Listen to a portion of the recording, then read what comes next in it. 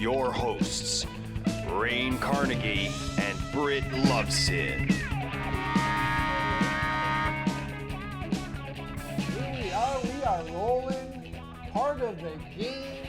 Your hosts, Rain Carnegie, Britain B. Love, not hate, Loveson. How's it going, everyone? Thank you for tuning in. We're here with episode 9. My minor league hockey number growing up. And also the number of lives I had as well. 9 lives like a cat. Did you have that one planned? You had that like in the chamber. No, as soon as you said it, I just came from the hip. Okay. Just quick with it. That was quick good. with it. That was good. That was good. It takes away from my awesome number, but that was great. Your number's decent. 7's better. I gotta give you 7 was really good. I can't hate on 7. And we had a great guest there. Yes, we did. But today's guest, all you TikTokers, hockey TikTokers, Instagrammers, all you young kids growing up in the hockey world. Imposters! Get ready. Imposters you are, because we have the original! We have the pioneer. Call him the professor. You do call him the I professor. call him the right? professor. I call him the professor. Does anyone call him the or is that like I your think name that for him? I hope that this is a new thing. We're gonna hashtag professor I like it. on anything that this I like guest it. does. So, and our guest, Mr. Rob Schremp. Rob Schremp. Okay? So this guy, he's done it all. He's been like a child phenom in hockey. I don't often get speechless, or if I wasn't this complexion, you would see the blush come in because I've been a fan of this. I'm a super fan of Mr. Rob Schremp. And it's insane. Like, he started at such a young age where all eyes on him. All eyes on him. Like, everybody tuned in to this kid from, small town Fulton, USA, New York State. Yep. Rob Schremp got all the skills, all the goal scoring and, playmaking abilities, all the talent in the world. And he did it at every stage. Every stage. Like, he was, every stage. Probably, I don't even know how many goals he scored in minor hockey. Like, I don't even know how many goals he scored in junior hockey. I just know that all he does is score, and what he's doing with the work he's doing and giving back to the game is so impactful. For sure. And so cool. It's a tool that we're going to talk about when we get him on our show that I think every hockey player needs to have in their repertoire. So I'm so excited to have this guest. Like I said, super fan from the time I was a kid. For sure. Even though I'm older than he was or he is, my admiration for his skill set and the way that he conducted himself and the way that he treated me as a kid, young kid, as a minority coming through the game. Wasn't always easy, especially when you have somebody like Rob Schremp with that stature to also have that, respect and charisma and just genuinely just a nice kid. Flamboyant kid, flashy kid, but competitive kid. He was the cream of the crop. Definitely. So excited to have him on Definitely. the show. And, we're going to touch on all those stuff. We're going to talk about, his career in the States. We're going to talk about his going of stuff. First overall. Lots of in stuff. OHL. 100%. His overseas career. Yep. His, all that razzle dazzle, the lacrosse stuff. See it all. Stay tuned to Rob Schremp. But before we get to there, we're going to do our weekly, small business shout out. Yep. This important. week is, this story is just crazy to me. A good friend of mine, Spencer Fox, and his partner Dewes, they opened a restaurant just before the first lockdown.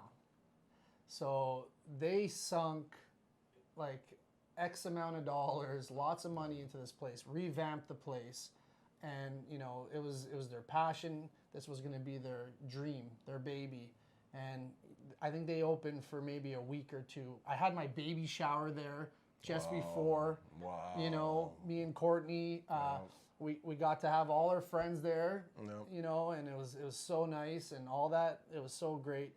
And then the lockdown hit, and I was so sad for them. because I know what they're doing and what they're capable of doing is just, they got to get their chance. So this is an important one for me. Spencer Fox is the type of guy, you bring him to the cottage and you got like a 5-star Michelin chef with you. Wow. He's on the barbecue, he's making his homemade sauces. You're getting like, Taco Tuesdays at the cottage, and he's got his own like jalapeno sauce. It's, he's just a Spencer, wizard. I need to get your phone number. You need to come over and treat me and my family to a nice meal. The guy's a wizard. Like, even you go to the park, Spencer's got a hibachi out, and he's cooking for 30 guys and girls, and everyone's eating, and it's always coming out like perfectly. The guy is a wizard in the kitchen. The Annex Social. Okay, they've only been open for a little bit, but they're already known for like one of the best smash burgers. Ooh. Like, I don't know, like, people love smash burgers. They crush that thing down, and it's so juicy. I had one before I came today, full disclosure. Didn't bring one for the boys? And if you like spice, they have a burger. It's called the green chili burger. It's like this jalapeno, like, oh my God. Oh my God. Oh my God. You're making me hungry. I haven't had dinner yet. So these guys, they're just, Where are they located? So they're located at 1078 Bathurst Street in Toronto. They're just surviving. What time are they open until? Because I think they go to 11. I think they go to 11, so you can get there, hopefully, if we wrap this up, Cool. But yeah, so they're just surviving by the skin of their teeth right now. Like I said, they got shut down before they could even open, and I think they're right now doing a little retail in the front of the store where he's like pickling his own, beets and making his own hot peppers. And, the guy's a wizard. Spencer Fox. Wizard. The Annex Social. Go see Dues and Angela. Great people behind the bar. They'll take care of you. Bathurst and DuPont, 1078 Bathurst Street in Toronto. Go support the Annex Social. Do it! Support local. Support local. It's so important. So important. But without further ado, moving to our next segment with our amazing guest, Rob Schremp. Speechless.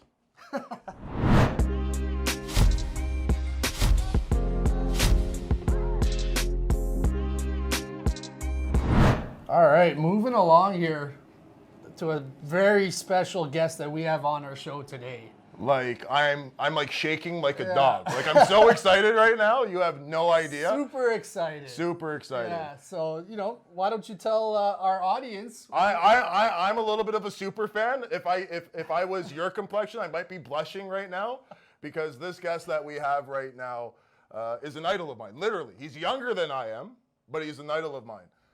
He's somebody that I looked up to, admired, the way that he went about his business. And he always treated me with a lot of respect when, growing up being a minority in the game of hockey, sometimes you don't have those relationships, especially from people of this stature. So without further ado, I'd like to introduce our guest, I'd like to call him the Professor, Rob Schremp. Ladies and gentlemen. Hey boys, how you doing? Thanks for having me on. Yeah! No problem. Oh my God! Oh my God! Is it really him? Oh my God! Thanks for joining us live from Latvia. I think it's a little later there. What is it? 12 a.m. your time there, or? Yeah, about 7 hours ahead of you boys. Wow, we appreciate that. You all right? I'm speechless. Hi. Hi. How are you? Great to see you, buddy. It's been a long time, man. It's great to get back together. It's been way too long, brother, and I'm so excited that you said yes, and that you're here and you showed up, and he showed up like he's done his whole life, and Robbie, I've thought the world of you from the time I first laid my eyes on you, back when we were probably, I think I was 14 or 15 playing in, do you remember the Prospects tournament? That used to be held at Etobicoke Ice Sports, home of the Toronto Marley organization. And, that was electric. That was the pandemonium for this kid that was on this agent, Scott Norton's hockey team. What were you guys called? Sunset Coast Management Bulls. Sunset Coast Bulls. Yeah. That's right. Because he was he a part owner of the championship team? He always had that champion. Yeah, his family, the family owned Mickey Norton. His mother owned part of the Bulls and part of the White Sox, so they had a pretty cool sporting background. He always rocked that ring. Yeah, the Chicago Bulls championship ring. He was proud as a peacock with that. as he should be. But also, Yeah, I think true. one of his next sacred belonging outside of that championship Bulls ring was Rob Schremp. Yeah. Because I'm telling you, you've been to Etobicoke Ice Sports. Oh yeah, for sure. There's not a lot of seating. Yeah. And people were like, hey, who's this kid? They're dumping all over each other trying to. And your warm-up was, what you used to do with that puck, what do you call it? The lacrosse, like back and forth. You would do this trick where you put the puck between. I don't want to, speak for the man that we have here, but I'm such a super fan.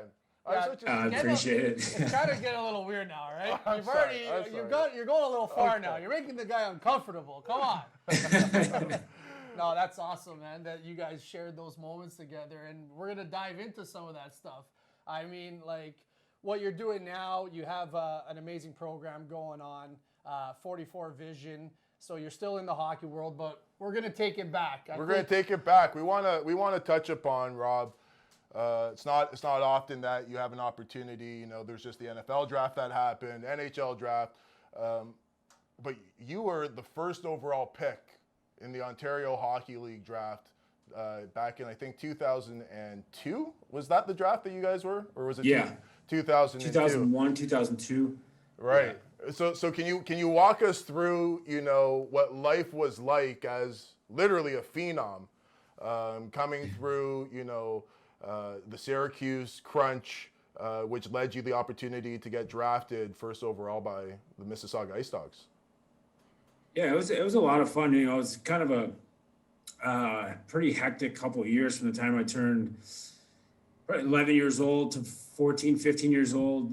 Just things were going really fast and a lot of development. And, around 12 years old, I started getting a lot of attention. And, I started meeting with a lot of agents. I got a chance to have dinner with Bobby Orr at 13 years old. I met with everybody. Wayne Gretzky's agent, the IMG, and made a movie with Wayne Gretzky when I was 12. Wayne Gretzky's Trained to Win. So this stuff was all a whirlwind. At 10 years old, I was playing like travel hockey, not AAA hockey, like travel hockey, just small little towns around central New York, and basically just played, the winter time would come, you played hockey. I loved the game, but I wasn't like, extremely passionate about it per se. And then I hit a big growth spurt at like 11 years old. I had a really big year playing AAA. That's when I switched over to AAA, started playing a lot of tournaments up in Canada. And that 11-year-old year, I had between 350 and 400 goals.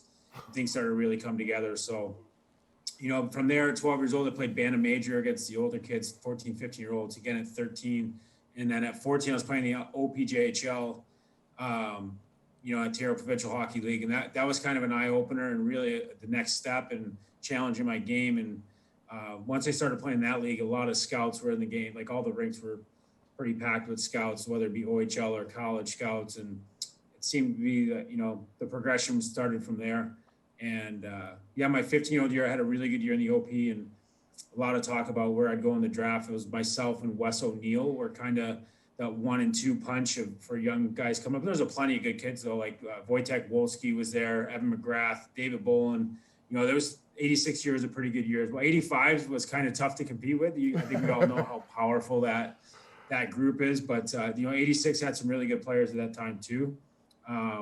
So after that, I won an award for top player in the OP at 15, and then that summer was the draft, and Mississauga took me first overall. So it was a pretty wild time from like probably 12 years old to 15, and then getting drafted at just turning 16. It was a lot going on, trying to figure it out. And we didn't really come from a hockey background per se. My dad played almost every other sport, baseball, football, basketball. So we were kind of just winging it as a family and trying to figure out our way. So a couple things there. One, if your family doesn't have a hockey background per se, how did you get into hockey?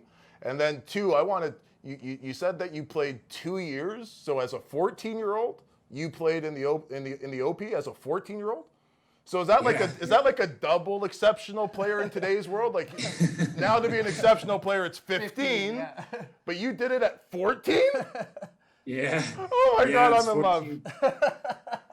It was wild. So, I mean, in band of majors I played, and it was just something where I did really well at that level, band of major, for 2 years. And then again, those things were progressing fast for me. And there was a couple of chances, even at 12, Don Kernan, a great mentor of mine, we were talking about possibly playing a game in the USHL. It was North American League. The Rochester Americans had a team in the North American Hockey League.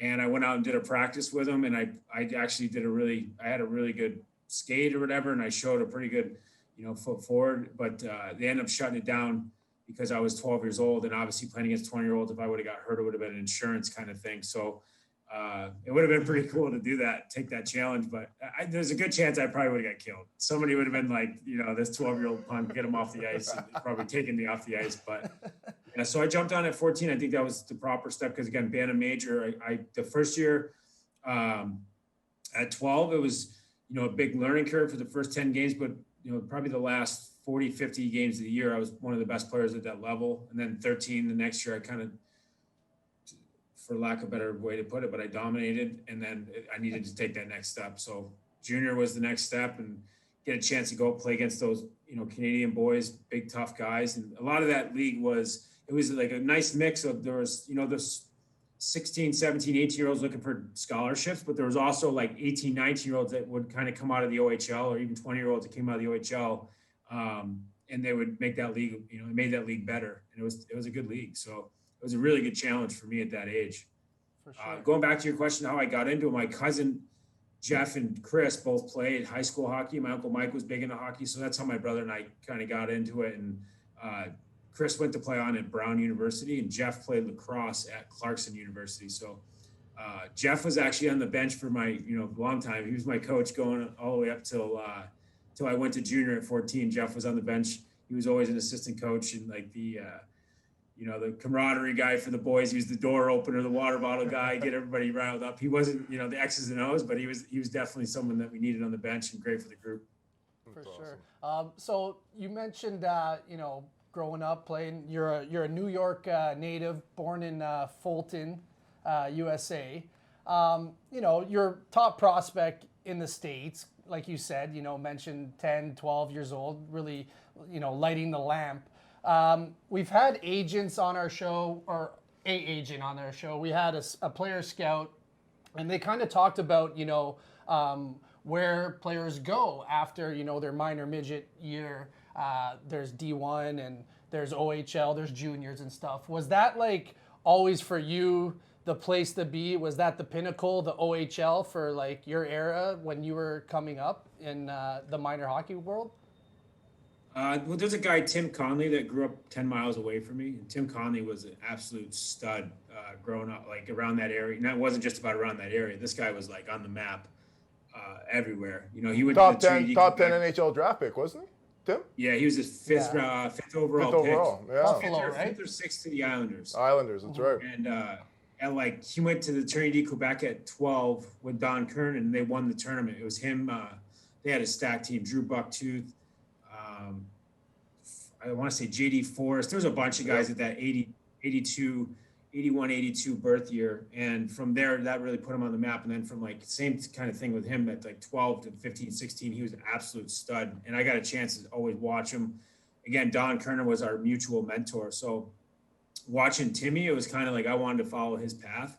So it wasn't so much like in the area where like OHL was king sort of thing. We didn't really know anything about the OHL. We just knew that Timmy did it. So then it was kind of like that. I idolized him watching it. This guy was unbelievable. I've never seen so much puck control than that guy had. And it was sick. I watched him one time.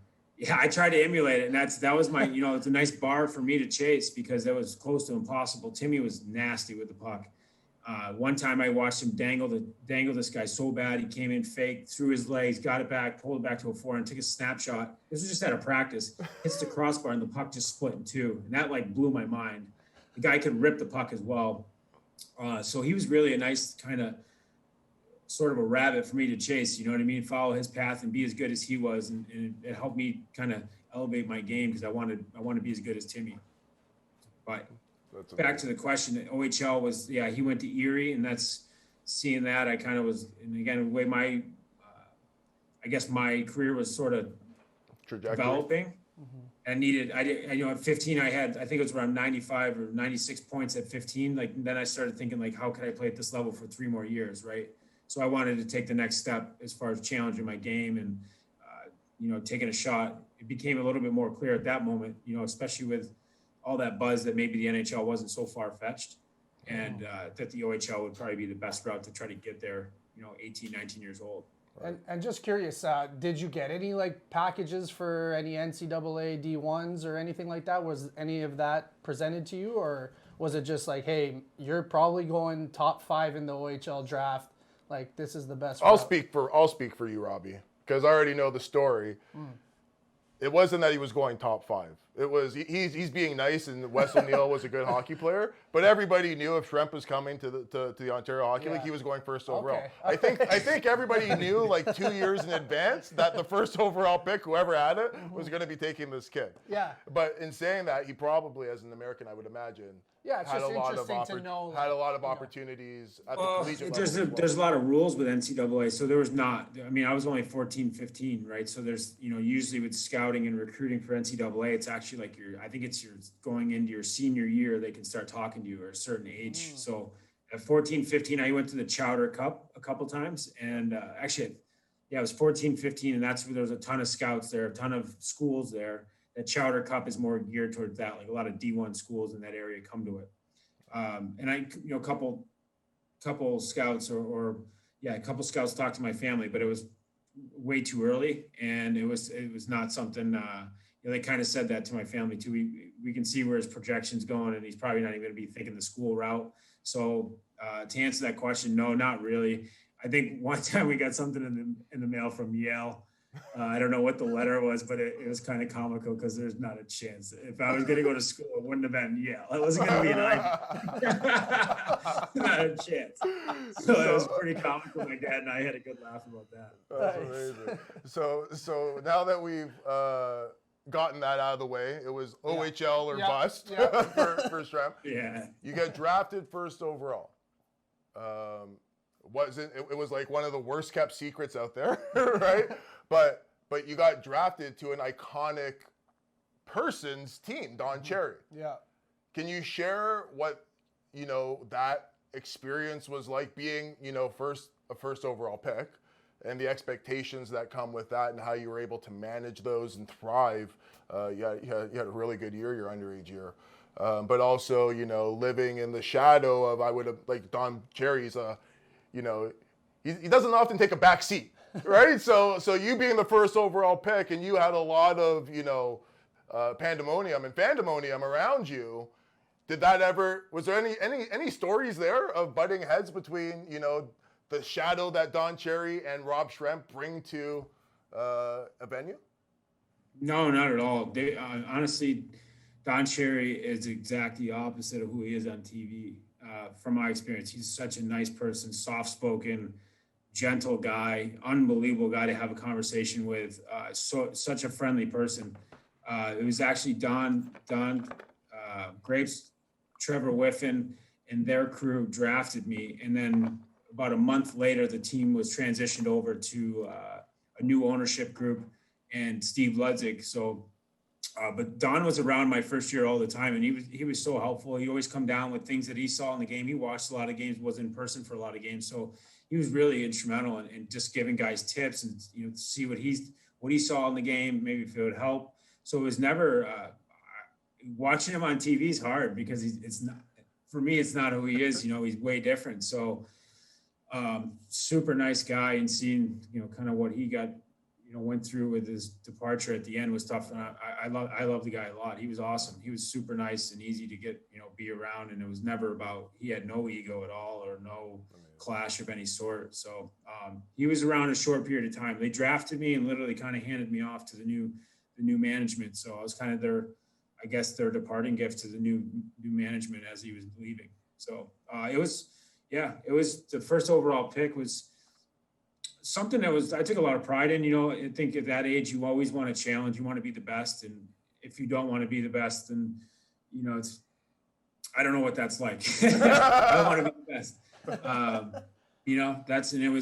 We were proud of that. And I worked hard to get there and getting drafted. But even when I got drafted, it was an eye opener. When I first came to that I got to that first training camp, going from like 4 years of, I would have to say, kind of catered to a little bit as a player. I was playing, scoring a bunch of goals, always had the puck and was always the top guy. And then you get to camp and there's Patrick O'Sullivan, who's one of the most skilled players I've ever seen on the ice as well. And your eyes open up. You're like, oh crap. And the other thing was, to be honest with you, I wasn't prepping.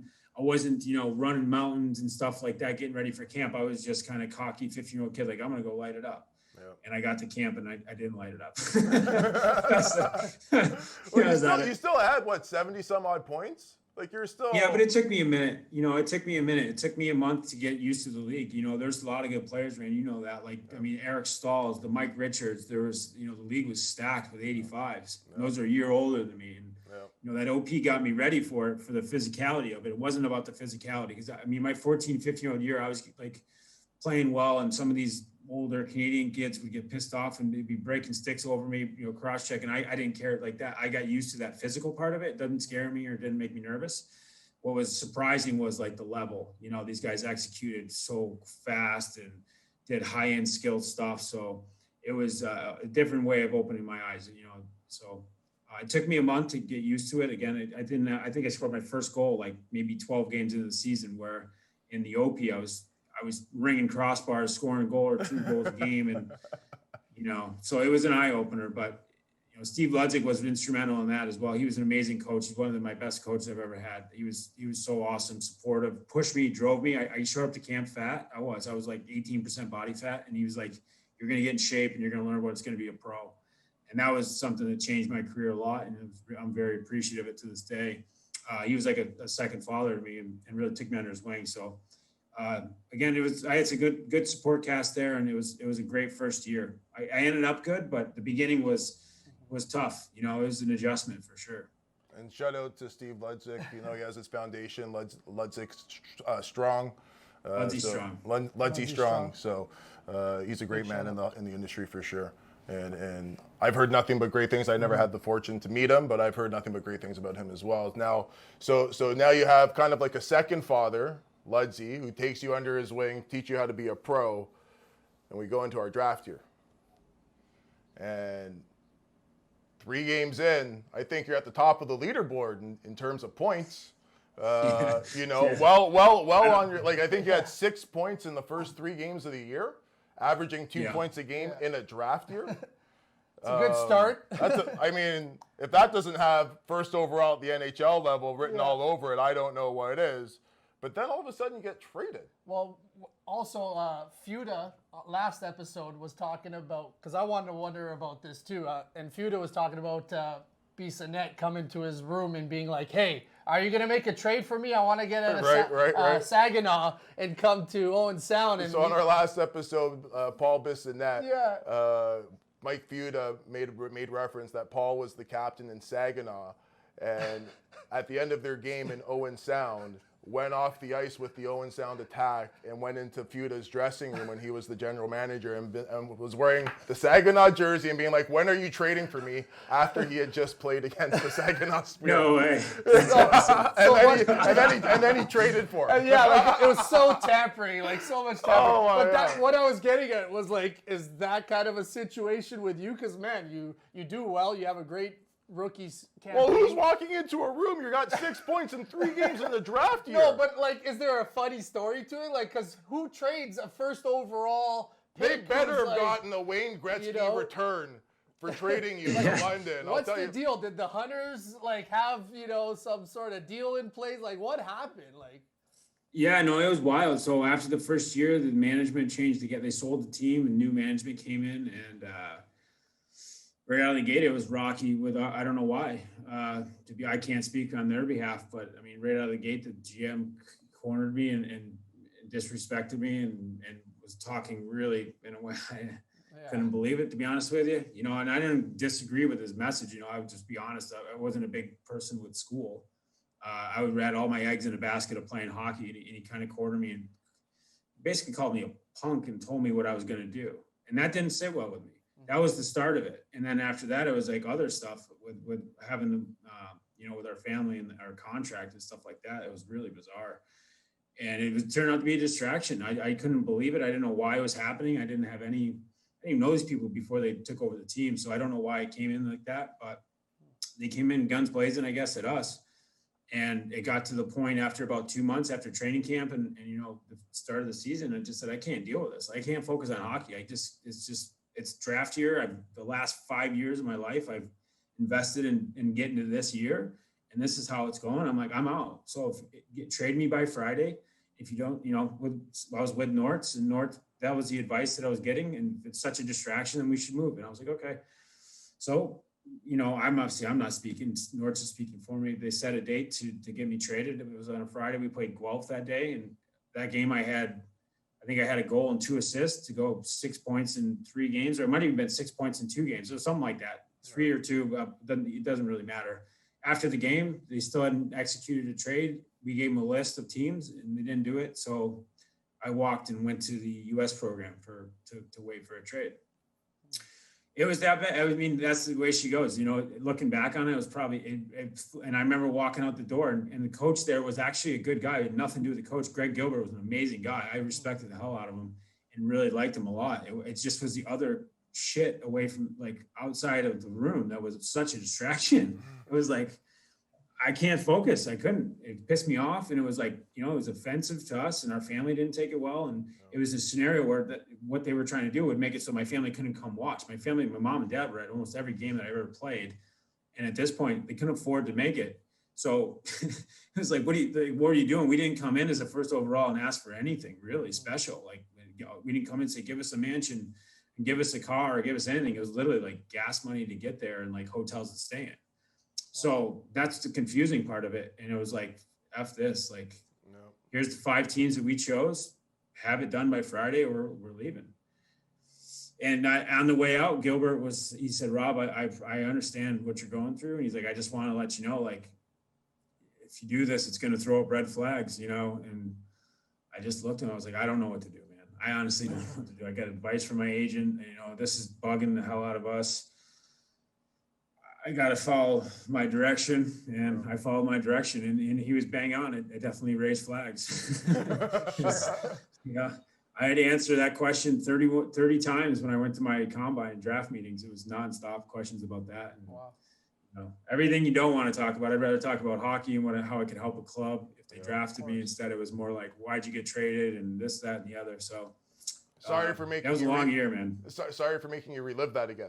No, it's all good, man. I'm over it. Yeah, for sure. And it turned out to be, pretty beneficial move for yourself, and you had a lot of success that we're gonna start getting into the London years, the London Knights years, where I don't know if I'm sure you do know this, but you share a record with 2 other American-born players in the OHL for most points in a season, a guy by the name of Patrick Kane.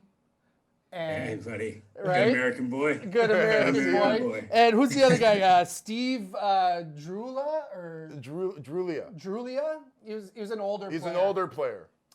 Okay.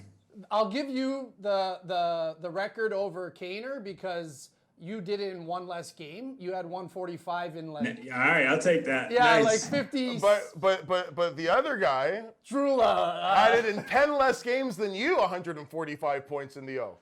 Man, the goalies weren't even going down back then. what I was gonna get at though, first, take us through that amazing year, but also, did you even know about this record? Because how is it that 3 of you guys, you American boys, all land on 145 points? Nobody wanted crazy. to just take the torch and carry the record. What happened? Because I guess you were going after Steve Drulia, and then Kane is following you. But I guess you guys, did you know about that record or? I did not. No, I didn't know about that. But what I'll say what stopped me from getting it was I got shadowed the last 15 games of the season. Literally, on the power play, I have a guy standing literally in my pocket, and I wasn't able to touch the puck. So I got shunned. I got shunned at the end. That was funny. Actually, I almost won a scoring title that year for the CHL. And I was paying attention to that because Alex Radulov was over in the queue and he was doing really well at the same time. And I was up on him by like 3 points going to the last game of the season. I scored 4 points in my last game of the season. So I'm like, man, that's a cushion, right? Like I think I got this in the bag. And I got home from the game. I turned on TSN and the first thing comes on TSN. You're not going to believe the night Alexander Radulov had in the QMJHL. 11 points. No way. This is unbelievable. So I got beat out. It was unreal. Alexander Radulov was a hell of a player. I had to play defense one game for Halifax against Quebec, and I was shitting my pants when Radulov was flying down the ice against me. Wow. Got him to go wide. Yeah. Didn't score that shift, but he got an opportunity. And I can't skate according to Vidge, so you can imagine how scared I was when Radulov was coming down against Do we me. want to go there? But before we get to that that magical season where you score 57 goals in 57 games, 145 points, like that's unheard of. Yeah. You know, but we talked about that I want to get back to that trade during the draft year. You, to me, have always been a first overall talent. Now, I never got drafted at the next level like you have. I don't even think I talked to a team my draft year, whereas you talked to 30. Mafangula, special player over there. But as going through that process in a year where Gilbert said to you, you know, red flags, red flags, red flags, you still were a first-round draft pick. What was that? What was that experience like? Did you have expectations? Because, like you said, you don't know what it's like not to be the best or not to aspire to be the best. So first overall, playing in the OP as a 14-year-old, as a 15-year-old, breaking all kinds of records, Wayne Gretzky, commercial, movie, whatever, all of these things, it seemed almost inevitable as a fan, you know, and I've always been a fan of you from when I saw you. I mean, the Belleville Bulls on my team, we drove down to Trenton to watch this kid, Rob Schremp, against our Trenton Sting.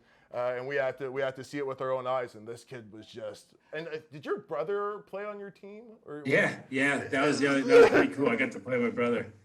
He was in '83. I'm in '86. He was in '83. So that was kind of our chance to play together, and it was a good experience having him. And did this kid ever put on a show? Like, he knew that the OHL. You like, how could you miss us? We're just standing there, just being like, this kid's not that good. Like, trying to mean mug, right? Yeah. But I'm just like, who? Like, that's my boy. Look at my boy. And they're just like, whatever. He's just a punk American.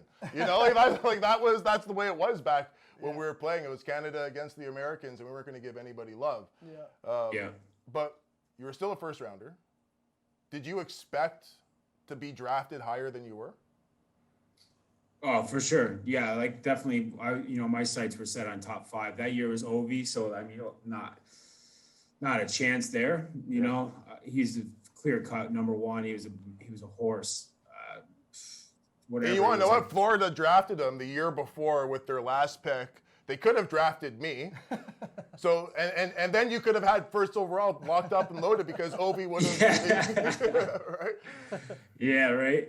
No, yeah, but I mean, but I didn't have the draft year was a gong show. It was a mess. It was everything other than hockey, which was unfortunate. You know, it was a trade, and I went to London, and it took time to get in, settled in the London situation. London's team, they had Corey Perry and some other studs, Scott Shepard, as an overage guy, Danny Bois, David Bowen had been there his rookie year and kind of been sort of tailored to Dale's system. So when I got there, it was a lot of learning curve and learning how to play for Dale. And even in the playoffs, I had to take a back seat and, kind of sit the bench for a while to learn how to play playoff hockey for Dale. And that was draft year. So there was a cut, the first year was rocky in London, but it was a learning curve, and it paid off the next season, because the next season was that, Memorial Cup season.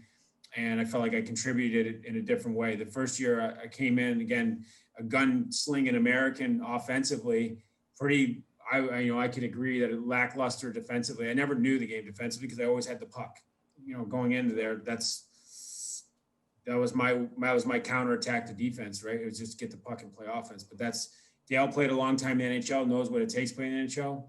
My type of style hockey would be a great junior career way to play, but it wouldn't get you to the pros. So what his mission was to kind of break me a little bit and make me understand Yeah, I'm very cocky too. Like for me, that's how I rode that from a small town in Fulton, New York. Like if I would have gone through that whole time, like 11 to 15 or 16, kind of a shy person and scared of challenging and trying to be the best, it would have never happened. So, it's kind of a double-edged sword, but Dale broke that and made me understand, how to play the game, both sides of the puck and play a team game. So, that 17-year-old year was wild. So I didn't expect to be first overall, but I definitely thought my ability and what my upside was definitely top 5, top 10 NHL. Unfortunately, there was all those red flags. So, yeah, unfortunately, had to compete with those and kind of, that watched me slip down to 25. And, a lot of something to be proud of. As a 34-year-old guy now, am I proud of it? Yeah. But at that time, no, I took it as like an insult almost. Like I that was fuel for my fire. Pissed off, and I thought I was a better player than that. And also in some of those meetings, those draft meetings, you get those guys tell you, oh, there's no chance you're going to be here at the 18th pick, and we love talking to you, but you're not going to be here. And then the 18th pick comes and you're still there, and they don't take you. It's like a lot of emotion. You're like, a lot of stuff going on. And I had like 125 people down at the draft in Raleigh, North Carolina. So it was a pressured day, and it was, it was wild, watching my name kind of, I guess, slip. I know I went in the first round, but again, my expectations, I didn't go there like, oh, I hope I go in the first round. It's like, I want to be a top 5 pick. Like, I want to, that's who I think I am. That's who I am. That's what I want to be. So, again, later on in life, you learn to appreciate things and not be so stuck up on the other things. It wouldn't have mattered in the reality of it. It wouldn't have mattered if I won the second round. If I would have won the second round, I probably would have had a longer career. It would have been less expectations and more, you know what I mean? That's a diamond in the rough when you grab a guy who comes in the second round and he has a 10-year career. So hindsight's always 20/20, but to give you the honest truth, at the time it was a little bit frustrating, for sure. It's crazy. And what a crazy year that Memorial Cup, because that was I believe the lockout, right, in the NHL. Yeah. So everyone was just like focused on this London Knights, Rimouski, and all that. But then there was the World Juniors that year, where a lot of these guys, that was like their only hockey that year. Yep. I'm sure a lot of guys went and played overseas and whatnot, but that World Juniors year, they had a good team. I think U.S. won that year.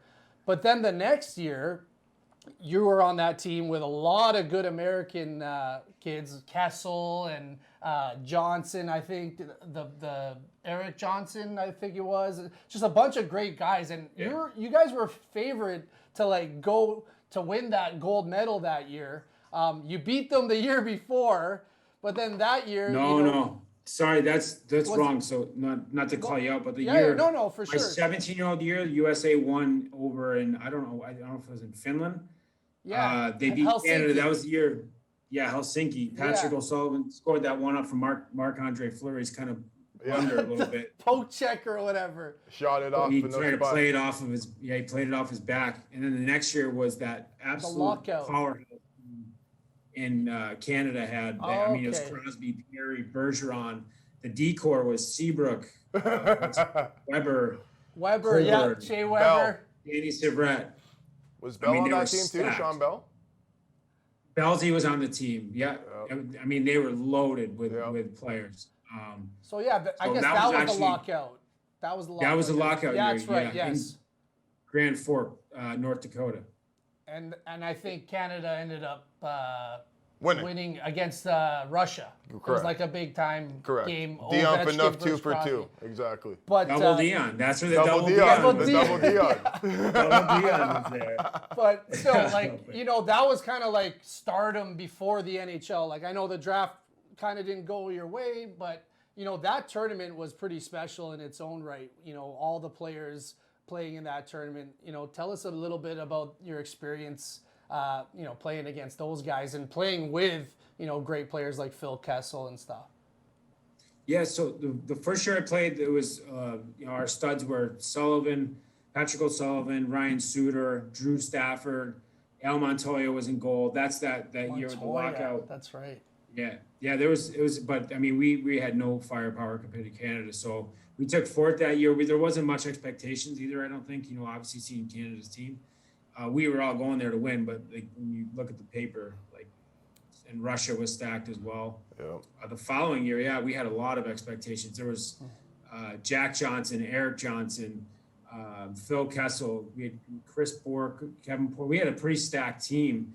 And, we just didn't meet expectations. That tournament's tricky. You have basically 2 weeks to learn how to click with each other. And, Bobby Ryan was on that team. So we had some great talent. It just didn't come together at the right time. And that's the way she goes in a 2-week tournament. We ended up taking fourth that year as well. It was up in Vancouver. Canada got on a roll. They ended up winning again. But it was a great time to get that tournament's amazing because you get a chance at that age to really gauge where your game's at. Personally, you want to go there and win for the crest, win for your country. But on an individual side of that, that's your, the OHL's a great league and, NCAA is a great place to go as well. But in that tournament, the best of the best from each country come. And that's one of the only times at that age where you get to gauge your game against those players. The Ovechkins come over, the Malkins, the top studs are there. So, it's a great opportunity on an individual basis, but then obviously, with your pride in your country and your sweater, a chance to win a gold medal for your country. It's a huge honor to go there. And that's the way it went for us. Honestly, we just didn't click. Phil had a great tournament, put himself on the map as far as being a first overall pick or up there and really, kind of showcasing himself. But as a team, we didn't hit the stride at the right time. Well, what's Phil like? Because you were talking about getting to camp earlier in the OHL for the Ice Dogs, and you weren't running hills and you weren't running miles. And back when we played, we used to go to training camp to get into shape. We didn't go to training camp in shape. Yeah, but Phil has made a career without being in shape. Like, does he have this freakishly muscle mass underneath that, everything, or is it just raw talent?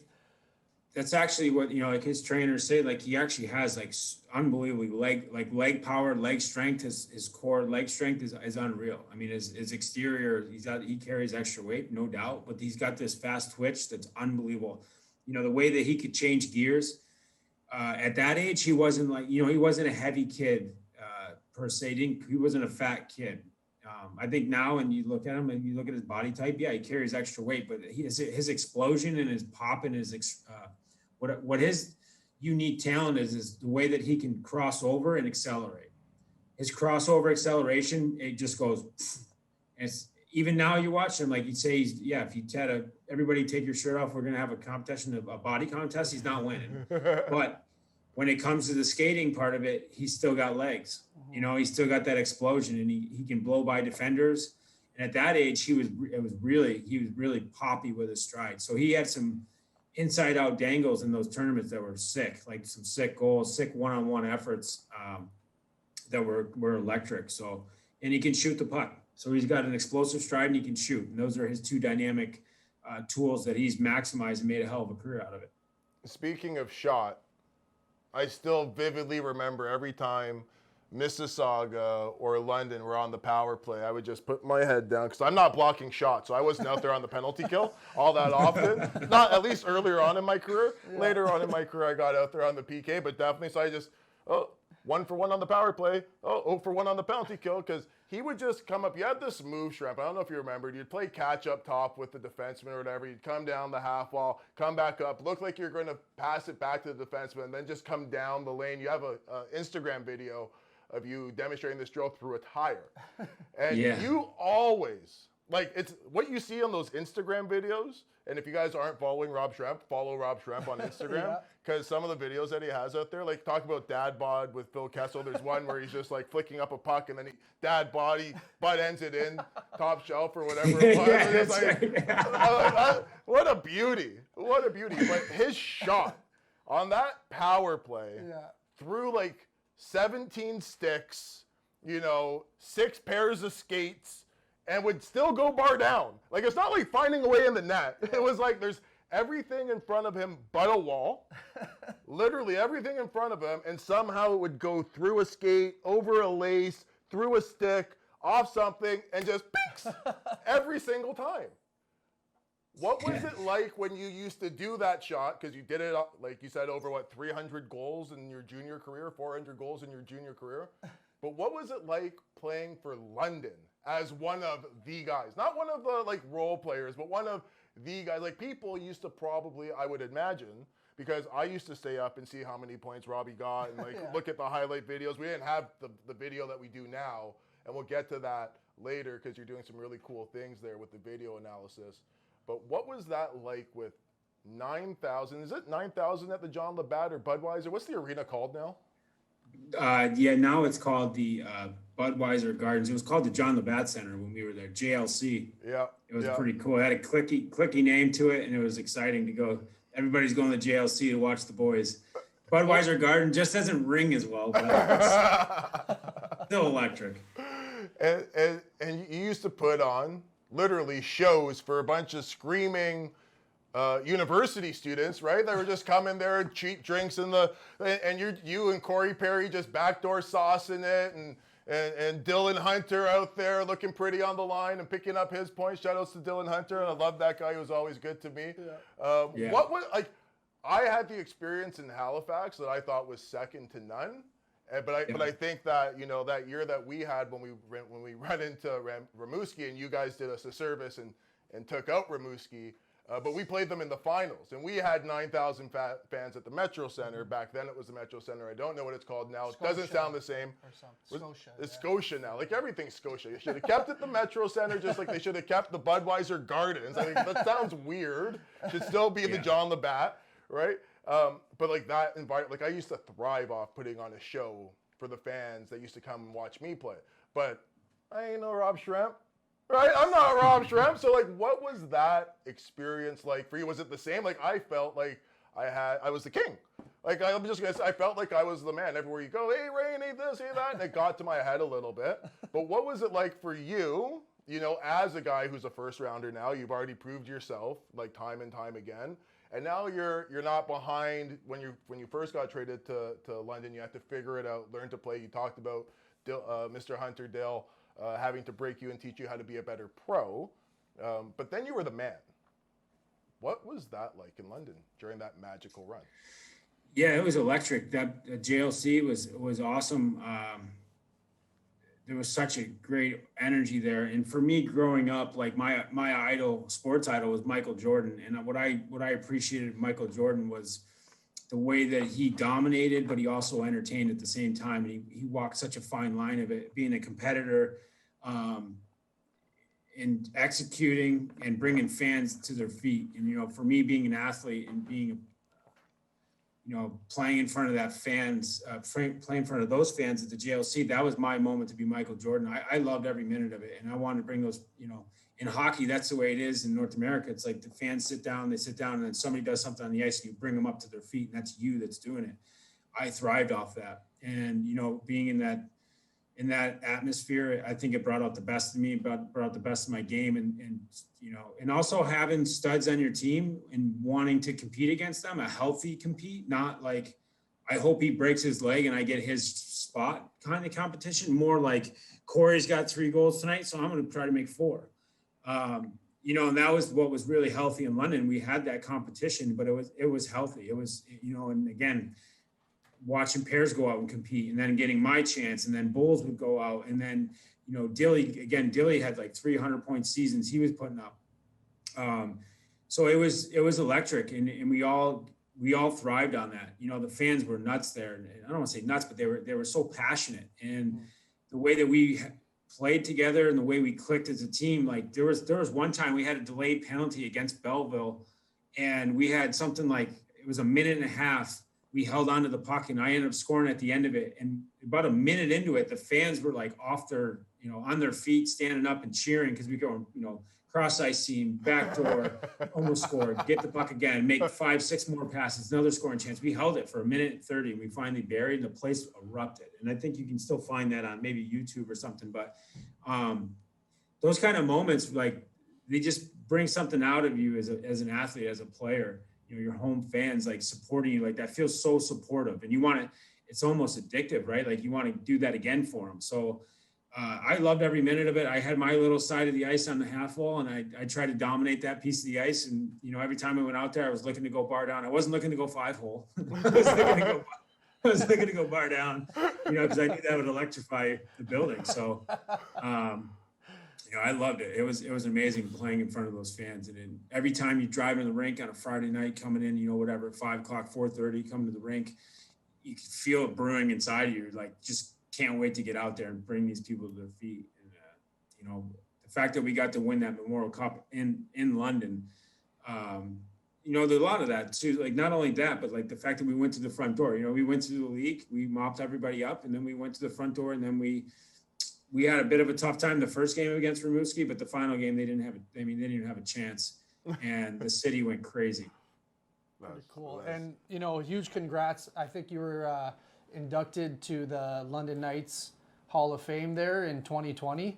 And you know, huge congrats to that. Like, what an honor, right? But I guess, you know, we're taking you kind of down memory lane there with the Memorial Cup. But what was it like going back and, you know, being on the ice and being inducted? Like, did that just like bring back a lot of memories and emotions? Like, what was that like for you? Oh, it's amazing. You know, anytime I go back into that building, it feels like home. You know, I'm so comfortable in that rink all the way through, knowing like the people that work there. There were still people that worked there when we were playing there, you know, the ushers and the vendors and the Zamboni guys that did the ice. So going back there is like going home, really, for me. I love that building. And then the honor of being inducted in the Hall of Fame. It was part of the first class inducted with the Taylor brothers. And it was Don, they named it after Don Brankley, who's really instrumental to our team. He's an unbelievable guy, looked after us like we were his kids. It was a lot of big honor. And again, going back there and seeing people, and like Rainer was saying, like the people that come up to you and say hi and remember you, and it makes you feel really good. It makes you feel like you're at home, you know, and it's not just like one or two people, you know, 200-300 people coming up to you to say hi. We miss you. We love watching you play. It feels really good, and it makes you feel, again, like repetitive, but at home and really comfortable. Well, I think that it's safe to say that team, you know, what you guys did. I mean, you guys had the record for an undefeated streak in the CHL, I think, and I think it still hasn't been broken. So you were a part of that, a big part of that. And we had one of your teammates, Adam Dennis, on as one of our guests a few weeks ago. And he said what a special time that was. But moving forward, you know, having the career and the success that you've had in junior, one of the things that Adam made reference to was you guys are at the pinnacle. You know, treated like gold, winning lots of games, Harlem Globetrotters. You guys can beat everybody up in the fisticuffs. You guys can outclass them with the skill. Like, any way you guys wanted to play. Like, I used to hate playing against these guys. And I bet. And I didn't play against them the year that they went the Memorial Cup, because that's the year that I was in. That's the first year I went. But the first year when he got traded there, his draft year, I was still in Belleville. And I used to be like, oh my God, I'm gonna get asked to fight by 7 guys. And I don't fight anybody, but all 7 of them are like foaming at their mouth, but they're also going to get 3 points that game as well. Like it was Corey Perry was asking you to go, Hunter was asking you to go. All the guys were just like, it's time to go. Yeah. And if you're not going to go, they know that you're a little bit of a whatever, and they're just going to go out there and dominate on the score sheet and do Harlem Globetrotter shit that they did. It was crazy. Tick, tick, tack. The minute and 30 probably happened, 7 times a game? Like 7 times a game, everybody's just like back then. But then we get into your pro career. First rounder, disappointed that you weren't a top pick, but still got drafted in the first round. And I think that you would admit that you didn't have the NHL career that you would have liked to have had. But one of the questions that I asked Adam is, you know, having had the success that you had with London, being at the pinnacle with all the pandemonium and fandemonium that comes with that, did it kind of skew what your expectation was a little bit going into Edmonton's camp as a rookie? Kind of similar to what happened when you went to Mississauga, like not knowing what to expect based on all the success you had with Syracuse. Was there a little bit of that as well going into your first camp?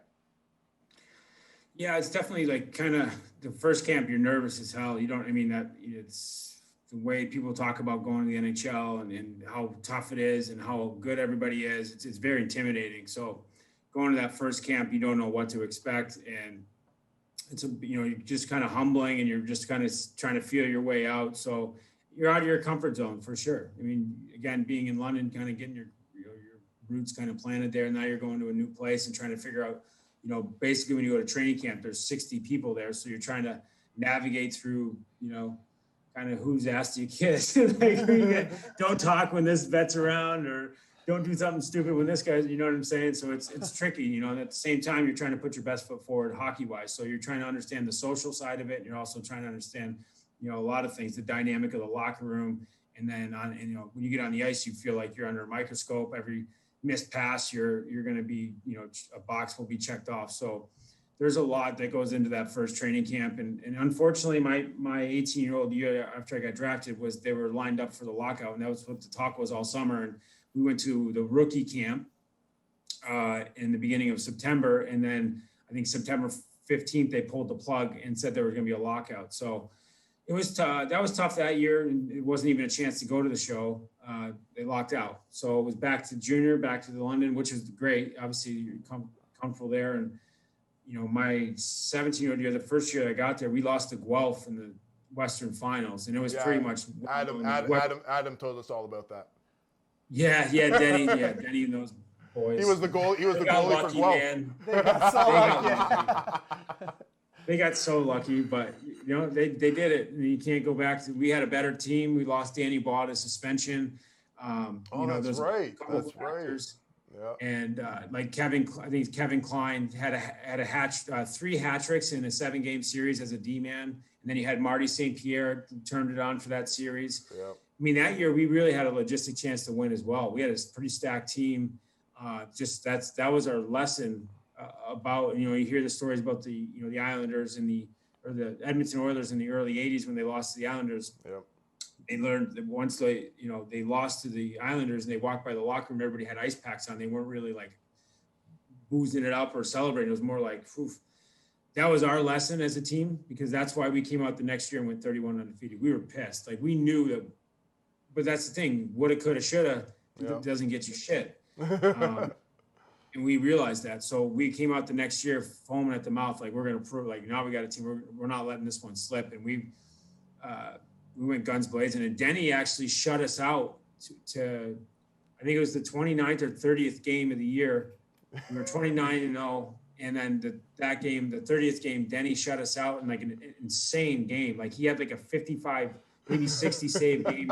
It was a 0-0 tie. So we went 29-0 and 2. We had 2 ties in that stretch, and but that's where the fuel came from, was that year before we learned actually what it took and never to let your foot off the gas pedal. And we might have underestimated. Again, we lost Danny Baugh, which was a tough piece for us. He was a goal scorer. Like, I think he had 25 goals that year, and he also had, like, I don't know, 275 penalty medals. This guy, he used to scare me. He used to look at me, and I'd just be like, hey, what's going on? Yeah. He was nuts. He was a little bit loopy. He's one of those guys. Like, that's why I never, like, the boys would tell me, like, hey, if Boise's talking to you, don't even bark. Like, just don't. Let sleeping dogs lay. He had like 4 or 5 fights that year that were like immediately after a goal. Like, he got a backdoor tap in. He turned around and just grabbed the first guy there and just pumped him. It's like, what's wrong with him? Like, after I scored, go looking to Selly, like, get the, like, Wazo, like, lost it. And, like, I would have beat somebody up too. No, he was an amazing teammate. And it was like, even in practice, you're like, don't go near him. If he's in a bad, stay away from him. That's crazy. Well, taking it to, your pro year, obviously that first year is tough with the lockout and stuff. But, afterwards, when, you're playing in the AHL, like, what more did you need to show to, like, make it to that Edmonton team and play on that team? You put up some, I was looking at your numbers last night, and I was just like, wow, this guy put up a point a game in the AHL. Like, what more, like, I don't know the situation, but to play that many games, for not too many games with Edmonton as a, 25th overall pick, like, what more did you need to prove in the AHL that, Edmonton kind of was overlooking? No, I wasn't going to play there, and that was pretty clear. You know, it wasn't a fit for what they wanted, and from what I understand, like it was more, you know, a lot of the head scouts that were pulling for me really believed in me. In that 25 pick, I was the best player left there, and that's why they took me. But I don't think the staff was really convinced, the coaching staff. So it was pretty obvious that I wasn't going to be a fit for that lineup for the coaching staff. And you know, the Western Conference is more of a tough division, and you know, bang and crash and really physical. It's not so much skill. We had a skill guy in Alex Hemsky, a grinder and goal scorer, and Ryan Smith. They kind of had their skill, so to speak. And then the rest of the three lines were set up for the Western Conference, where it was crash and bang. And that was never going to be my game. And, you know, I could say one of those things, well, I should have adapted, but let's be honest, at 185 pounds and 5'10", 5'11", there's no chance that I was going to flip it around to be a crash and banger. And it just wasn't going to fit, you know? So it's unfortunate. That's the way it folded out. I got drafted in a spot where it was very clear I wasn't going to make that roster out of a training camp. You know, I played 7 games over 3 years, and the other people in my draft class played, you know, 250 games going into 3 years. So it was really evident that it wasn't going to be a fit. And, you know, at the end, Pat Quinn came in with Tom Rooney, and I thought that would be a nice change. But, you know, they had other draft picks that were coming up, and Sammy Gagne and Cogliano. And, you know, so it just kind of 3 years or 4 years of being drafted by them, it was clear that I was a better fit for somewhere else. And I got picked up off waivers to go to the New York Islanders. Now it was, you know, such a breath of fresh air and a chance for me to kind of just clean the slate and get over. Because my last year in the minors, I dove. That's what happened. Really, I lost my confidence. I'm like, what the hell else do I need to do? And it was confusing. There wasn't much communication of like what was needed or what they wanted and how to get there. It was all guessing for me, and that was very tough mentally and confidence-wise. And again, like you see, I went from 76 points in 77 games down to like 42 and 76. It's very obvious what happened to my game. You know, I just was very lost and confused. And then in hockey and any sport, really, once you lose your confidence, it's good luck. And then, you know, like we're the same age, so I was still watching your career growing up. Like I played hockey, you know, the MTHL for us back then. And, you know, I wasn't ever, you know, Ray Carnegie or Robbie Schremp, but, you know, hockey's in my DNA. I was never a Robbie Schremp or close to it either, so don't feel bad. No, it's all good. But what I'm getting at is like, do you maybe think that, you know, you're kind of a victim to the old NHL, like that clutch and grab, like you said, 175 pounds, you know, like if you're, let's be honest, if you're playing today, you know, your game fits right up the new NHL's alley, like lots of power plays, you know, not being able to, you know, water ski on the guy or hold him against the boards. Like, do you think you kind of, you know, fell Do you victim think to that? you would have had a better outcome in a different era? I mean, I think I proved what I could do in the new era. The next year, I scored almost 150 points. I had 145 points in the new era. So I showed what I could do with the new rules, and it didn't get accepted. So I don't know. Yeah. You know, they were still stuck with the Battle of Alberta, and we're going to crash and bang everything. And you know, again, they produced new rules to show what the game could be like. And David Bowl, myself, and Dylan, we showed. I'm talking about myself personally. I put up a lot of points in the playoffs even. And I thought, that was the kind of display skill-wise what to do. And I love the old rules, to be honest with you. I thought the old rules were great to figure out and have to kind of you have to really want to calculate score. The ice. You have to really want to score to score. The ice. And you have to find pockets of time and space because of the hooking and grab. I loved it. And I loved coming out of games after with guys slashing again, I grew up in the OPHL, and it's no joke. I got to a point where I was doing well there, and guys hated it because I was a mouthy little kid too. I couldn't be out there timid. So if they're going to challenge me, I'm running my mouth. And eventually it got to the point where I'd come down on one-on-ones and guys wouldn't even try to poke check. They would just tomahawk slash me and break sticks over me and shit. So we had to get some tough guys. Brian Basner was 6'5", 250. He had to play on my line because it got to that point. Wow. So point being, I like the old game because, if you came out with bumps and bruises, it means that you were involved in the game and you were, challenging and doing things in the game where guys had to hook or slash you. But with the new rules, it was a lot of fun. It was easy peasy. Guys would do stupid stuff like that, and as soon as boom, arm would go up. And when you're in London, as soon as the arm goes up, you're playing on a 40% power play. You're almost guaranteed to score. Oh man, that's amazing. So we talked about your junior career and how prolific you were. We touched upon your experiences in pro and later on in your career. You went overseas to a lot of players. When they're done in the North America, they like to extend and see the world and do different things. I'm sure you were no different. But then abruptly, after one of your strongest years that you had overseas to that point, in 2018, you retired and took some time off. And you touched upon the 1 year that you had in the American Hockey League where you were a point of game player, and then the following year you had that decline and it weighs on your head. And you've been pretty open over the last few years and a pretty strong advocate for mental health. And I think one of the publications that I read mentioned that in that year 2018 was a year in when you needed to take some time for Robbie to get your mind where it needed to be. Do you mind sharing about what that? Yeah, no, yeah. So I started getting anxiety attacks during the middle of games. I started getting anxiety attacks almost every other day, and it was crazy. I had no idea what was going on. Never had it before. It wasn't something about. It wasn't one of those things overthinking or that kind of. It just was literally something functioning. My body would send me into anxiety attacks. And sometimes before the game with the strobe lights going off, would trigger something. But I was fighting through that, and at the same time, I was playing really good hockey. There was times in the game when I was literally like, these are really raw thoughts, but like. It was like I thought I was going to pass out. I was like, don't pass out, don't pass out, don't pass out. And it would pass, and I'd be like, phew. And I'd go take the draw and play the shift. So it was pretty wild. I can laugh about it now because I understood it, but I thought I was having strokes. That's what I thought because I never knew what anxiety attacks were. So that year, I went and got some help and started taking some medication to kind of fix that. And, it's really balanced me out and helped me in a big way.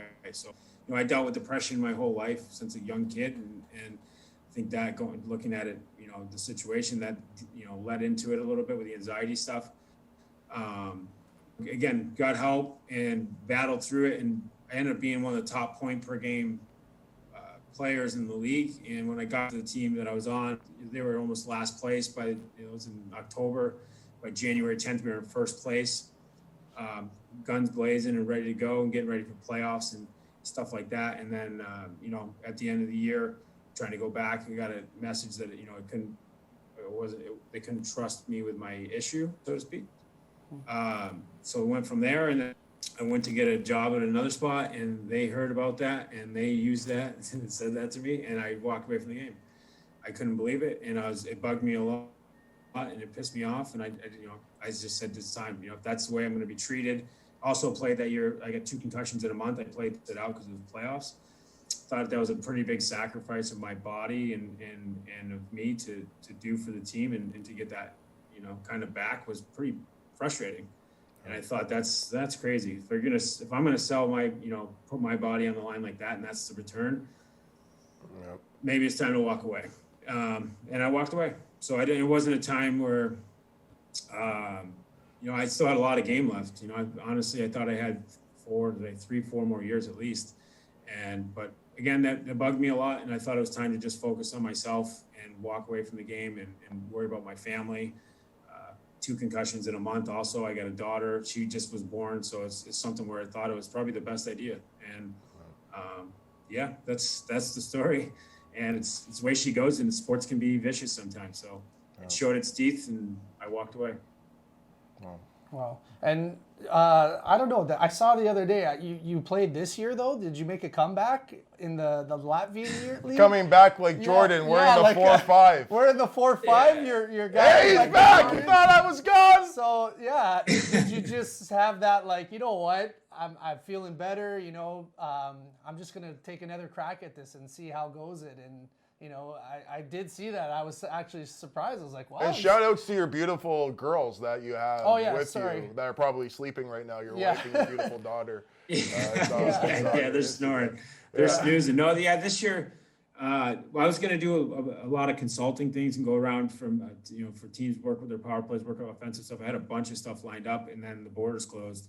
So I was skating with some guys just to go out and get some exercise and ain't that much. And one of the guys is like, hey, why don't you play? And I'm like, yeah, I'm not here to like get ready for anything, man. I'm literally here to like lose a couple pounds, and turned out like in Latvia, the only thing they were allowing was pro sports to continue and everything else was shut down. So I figured, why not, and it was just a good thing to get out of the house, have something to do. I think, when you have some, mental health stuff that you deal with, it's good to have a routine and have activity and get the endorphins going. It's awful to sit around and do nothing.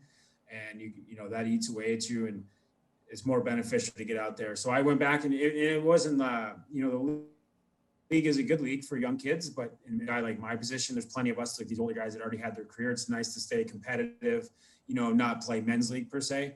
Men's league, I tried after I retired a couple times, and I just couldn't turn off to compete. Guys are going there to just have fun, and I'm like, you know what I mean? Like, it was like too competitive and like getting snarly, and like it was counterproductive to play men's league. I'd come home sometimes, and my wife's like, "You never had this much like anger, or you weren't this pissed off with pro. Hey, now you're paying, and you're coming home like it's the Stanley Cup." Fair enough. So down, and this year was a good chance to get, play some competitive and get it back on the ice and enjoy it. But it was just that, kind of my plans for doing other things kind of shut down, and this opportunity presented itself. And I didn't realize it, went out on elite prospects. I started getting all these texts and messages, congrats on the contract. And I was like, no. I was like, no, I'm not coming back. I'm just not coming back. This is just for fun. It's like basically like senior A a little bit. Yeah. That's kind of the level. But the competitiveness is clearly still there, right? He said he only knows how to be the that's best. What I'm saying. Men's league or pro in Latvia, doesn't matter. Yeah. Doesn't shut off. But one thing that, sorry to cut you off, go. one thing that really has inspired me, because I'm also somebody who's gone through a lot of mental health, depression and anxiety and things of that nature, and my story is documented and it's out there. But you become somewhat of an advocate. And when we were playing, Rob, we were taught, if the injury happened in your ankle, the saying was it's a long way from your heart. If it happened in your shoulder, it's a long way from the heart. If you got your bell rung, it's a long way from your heart. Like, I used to hear that on repeat in Belleville.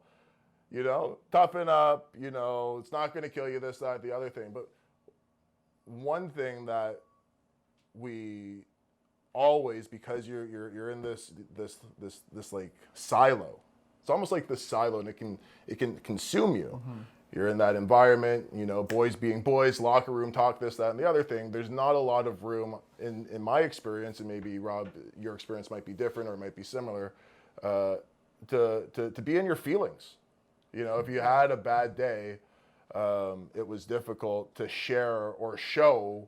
I heard a podcast where George The Rock was talking about how he used to smile later on in his career at his opponent to psych them out, but he was really scared. Yeah. But he would also, you'd see him later on in his career smile right before, just to psych out the opponent. Psychological right? But warfare. He couldn't show that he was scared. And I think that as athletes, especially hockey players, there's that cliche, right? You have to be tough, you're a jock, you're this, you're that. So as this advocate now, and I love the work that you're doing in this space, do you think that hockey's evolved in that matter to be more inclusive of those issues and to provide supporting outlets to their constituents to help them with whatever they're going through? Or do you still think that there's a long way for us to go? Obviously, there's always room for improvement, but do you think that the gap has been closed since when we played and where the game is today in your experiences? I think it's still a little bit there. Obviously, it's 2018 and that happened. It was pretty bizarre, pretty wild, but I think it's coming a long way. It's a new generation. And I think, that old school mentality of, it's a long way from the heart is really starting to be debunked. It's talking about a lot of the guys, the enforcers, they're talking about issues they're having these days as they're older and things that are catching up to them. So they're learning from the mistakes, so to speak. And it's no longer, get your bell rung or whatever. It's just a bell rung. It's a concussion that can have a lasting effect. So, and that goes into all this stuff, depression, anxiety, CTE. So, I think the game's changing. It is evolving. It's a learning curve, and there's a lot of room to grow for sure. But there's a lot of stuff out there. I think Robin Leonard is a huge positive for the space, and seeing what he's gone through and come back from, and the way he speaks about it honestly, and that's why I jumped on board with it too. I don't mind talking to my story, and I don't mind laughing at myself. It's okay. I don't care. Like, I'm my own worst critic and beat myself up enough. So anything that your opinion or anybody else's opinion of my problem, it doesn't bother me. So I'm okay to talk about it. And it's I don't choose to wake up with bad days. It just happens. And I didn't know how to deal with it for a long time. And, to be blatantly honest with you, sometimes it would be, after, fighting it for, 3/4 of the day, to finally be like, I'm going to grab a beer. That was the dumbest thing to possibly do, because, beer and alcohol is a depressant. So learning those things about yourself and learning the right ways to go about it and how to cope and finally get into a place where it's like, I'm having a bad day. It is what it is. I'm sorry if I'm not myself, or I'm cranky, or if I'm not the laughing, joking guy, or whatever that might be. Like, there's, I have other stuff that's going inside of me. And I found by opening up and talking about it, it was a lot better than hiding it and trying to pretend to be somebody you're not, or going through trying to pretend like you're not having a shit day. You start being a false person, and that leads you down a bad road. So just being honest with yourself and being okay with, today's a shit day, tomorrow's going to get better. It's okay. And that takes a bit and takes some time to learn yourself. But I wanted to that's how I approach it. And I figured by opening up and helping, it would help other people. And it's been a great, it was a big relief for me to talk about it and say it.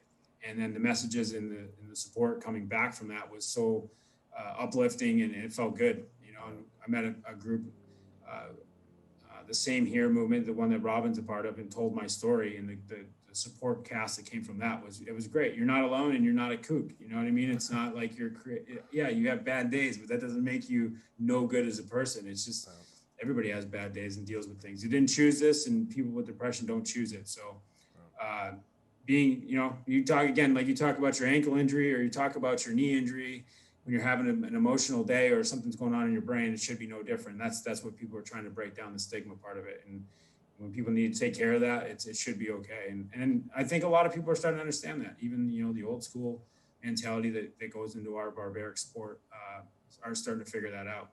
Because some of them are experiencing it. So it's not so much of like, why can't he just relax? Or why can't he just go grab a beer? No, you don't just relax. You don't just grab a beer. You don't have a choice, and you shouldn't go grab a beer.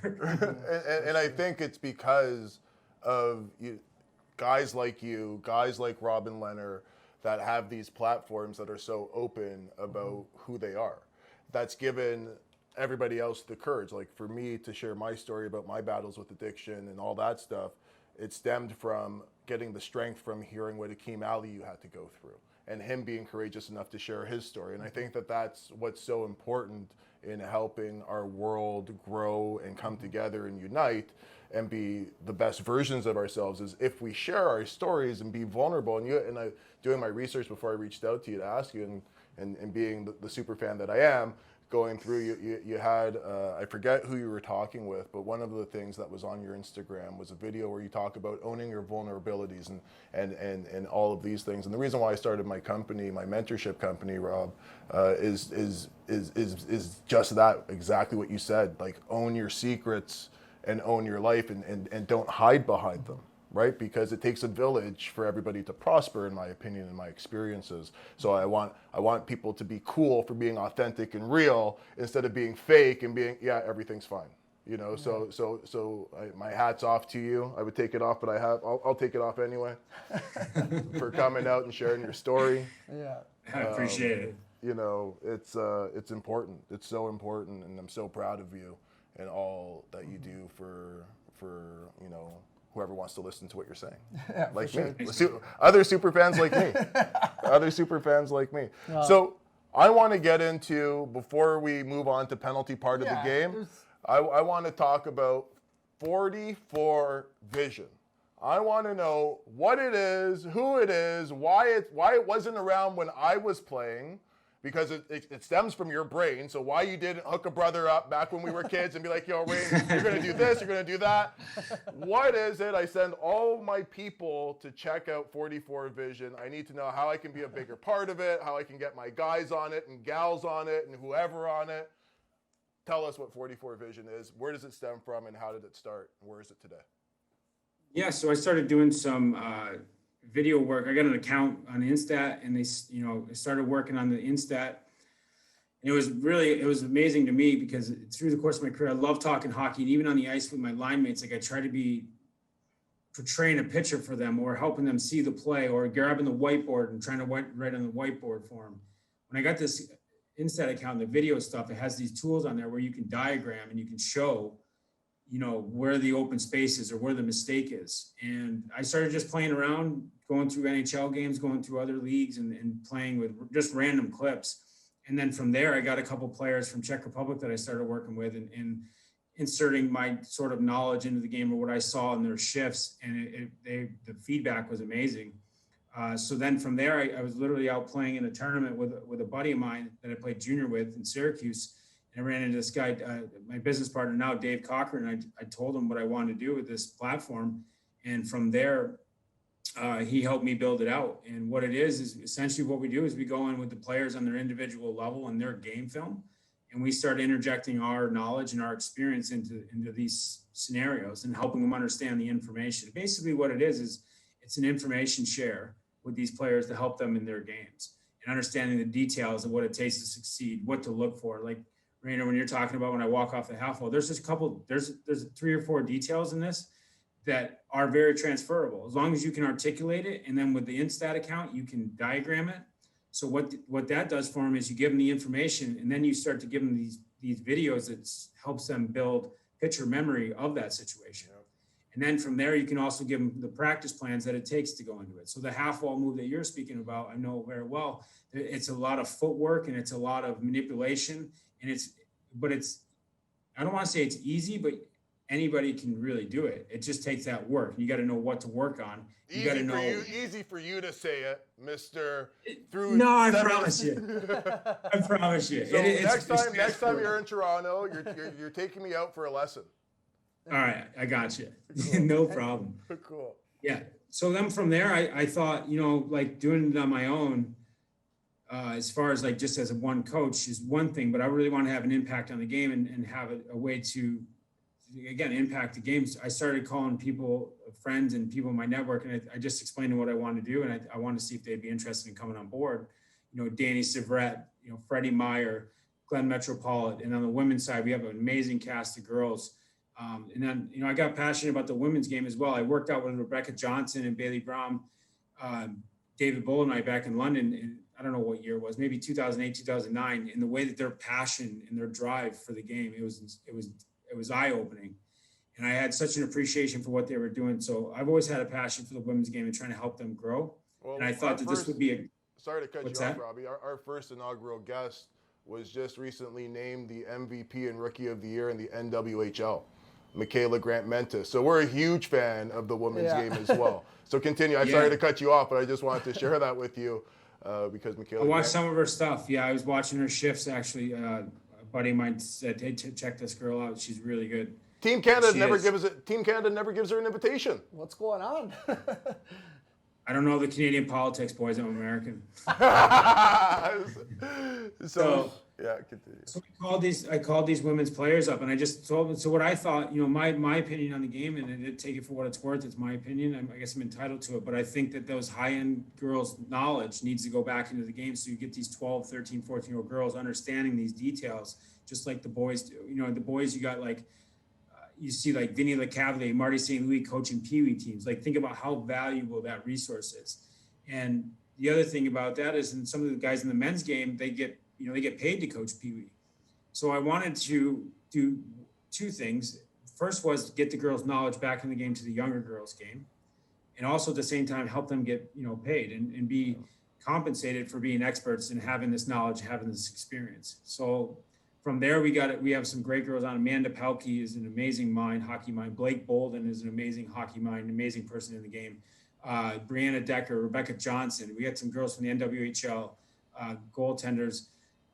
I tried to bring a big source of knowledge together. And the other thing, what I did with that as well, is I don't want this to be a platform where it's my vision and it's Rob Schremp's way that I see hockey. By having 30 coaches on there, you have 30 different experiences, 30 different visions of the game, and 30 different, sources of information. So it's a unique thing where you can come on and do a session with myself. And then on the flip side, you can do a session with Glenn Metropolitan where he might be able to show you different things. Let's say it's face-offs or penalty kill. I can flip around on the power play. D-man, if they want some offensive stuff, they can come to me and then go to Danny Segretta or Freddie Myers. So it gives a player a chance to really kind of put their game together from different aspects. And what I saw with this before I built it, I thought, like, it's my opinion, like, you're kind of stuck to the resources that are in your community. So whoever the coaches are there, and sometimes it might be great. You might have Vinny as your coach. That's amazing. It's unreal. But there's also places in the world that don't have those resources. So there's a ceiling to how high the players can grow. When you have a platform like this in the collection of great players, great hockey minds, it's a chance for that to spread globally. Whoever has hockey games on video and their games are videotaped, we can take those and insert our knowledge into them. So it's really powerful in that regard. That's not to say that it cuts out every other tool that's out there for hockey and development. But with this, my mindset was, when I remember doing video, it was always about the systems, the team systems, or for me, your lazy back check. I was going to say, you're getting called out by the coach. Oh, yeah, just got to I used to hate video. Oh, here we go. Come on, man, you're going to show that? Why don't you show my 3-bar downs? You're going to just show the back? No, but so that was the way. I just thought, like, what was the game missing? It was that individual work. And it is a team game. I do understand that concept. And you got to when you come out and put on the sweater, you are playing for the team, but there is an individual side of this. And when a puck turns over on the forecheck, what do you do? How do you execute? What are the details on how to create a scoring play?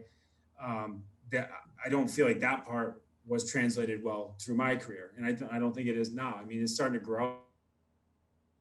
There's more skill development stuff, but with these high-end coaches in our platform, they all understand what, for me, it's like kind of the scenario, like on a 2-on-1, what are you doing? Like, what are you looking for? Here's the details. It's not just like you're on a 2-on, you better shoot. Like, that's kind of what you get told, right? Yep. You pass but like, if you want to pass it on 2-on-1, I can teach you what to look for. Yep. Here's how you attack the triangle. Here's what you got to look for. Is your backdoor person, are they in line with that triangle? If they're not in line with that triangle, that's their fault. It is your time to shoot. So giving them the confidence and the information, the details on how to execute and not do things just to do them or do things because you're told. It's more powerful to be in that situation and know all the information on how to execute. It's pretty cool. And I was checking out, the 44 Vision site and stuff, and you had some pretty great testimonials from, some guys that are still playing in the NHL today.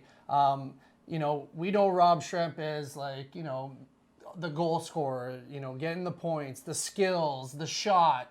But when they were, talking about your program and Rob Schremp, they brought up, the vision, and it's in your name of your company. But, Patrick Kane was like, his vision, when I was 12 and watching him when he was 14, I was in awe and I was goo goo gaga over Rob Schremp, but he was like, he has this vision of the game. Corey Perry, same thing, your vision. Like, how cool is that to, like, have those guys? Also Rain Carnegie, right? You can throw me in the mix with Patrick Kane. Well, I didn't see you on the testimonial, bro. But you just had this unique way. You weren't the fastest guy. You had the nicest hands. But you were able to create time and space, whether it was 5-on-5, penalty killing, power play, the way that you were able to create time and space, and then when you didn't have time, make a play, was like second to none. But yeah, so like, how cool is it that those guys are just, recognizing that and then keep, holding you in that really high regard, saying, Rob Schremp had the vision too that no one really talked about. Yeah, it was really gratifying, and it meant a lot to me. But it was also in the beginning of this thing. That's what I did. I did clips for these high end guys, and just said, here, it's basically free information. Just take it for whatever. It's my opinion, but here's what I think this could help. And that was the feedback that came back. So it was kind of something that gave me a lot of confidence to launch this platform as well. So when you kind of come up with ideas, sometimes you think you got something that's great, but you don't really know. It could be theory. It started to become proof. When you got a guy that's making $10, $11 million in NHL, one of the best players in the world, if not the best, has that opinion and understands the value of what I showed him. It felt good for sure. So it was something, again, if that guy can, if I can add value to that player, then I know I can add value to your 13, 14-year-old kid and giving them the details and how to execute. And it's not, again, that's what I try to build this platform on, not theoretical stuff. Like when I'm working with you as a player, I teach you all the stuff as far as like even what it feels like to be under that pressure and like what the information is, how to escape in that situation and feel comfortable in it. So that really gave me kind of proof of concept, and it made me feel good about pressing forward. And to read those words, I don't know, I was like a giddy kid. Again, like Rainer says, I'm younger than him, and Kaner's younger than me, and I admire that kid, and I love watching him play, and I'm a big fan of him. I'm a fanboy of Patty Kane. I'm a fanboy. That's my favorite player in the game right now. If you were in the game, it would be like 1A, 1B, but Patrick Kane, that man can ball. He can flat out ball. For sure. What a compliment. But so also, that was great. And Paris, obviously getting a lot of time with Paris. And I met Kaner when he was a kid. He was coming up. He watched us in London, and they were looking to kind of figure out if they're going to come to London or not. And getting a chance for him to watch us there in London, David Bull and myself and Dylan and tear it up. I think that was kind of a really a motivator for him to come there and see how we electrified the building. Because the next year that he came, he did the same thing. And I'm not going to take any credit for Patrick Kane's success, but I showed him what you could do in that building. And he came in the next year, he was an entertainer and he was an absolute stud. So we have a really mutual respect for each other, and for him to put those words on paper for me was it was really gratifying, and it was awesome to read. And he put up 145 points, tied the record, right? So I saw him at Corey Perry's 1,000th game a year ago, I think it was, and they played Chicago. And he made a reference. And he's like, man, I couldn't get one more point. I wanted to beat you.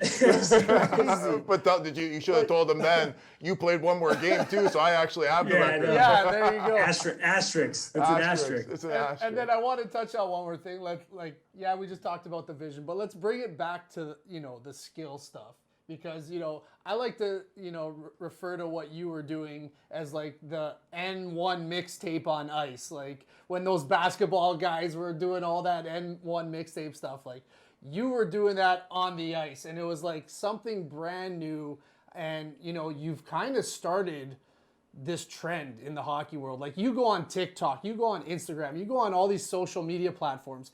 Every kid, like Schremp was the TikTok before the TikTok. Every kid's flipping their stick, doing the lacrosse stuff, doing this. There's a guy, he's mentioned you too because I follow him on Instagram.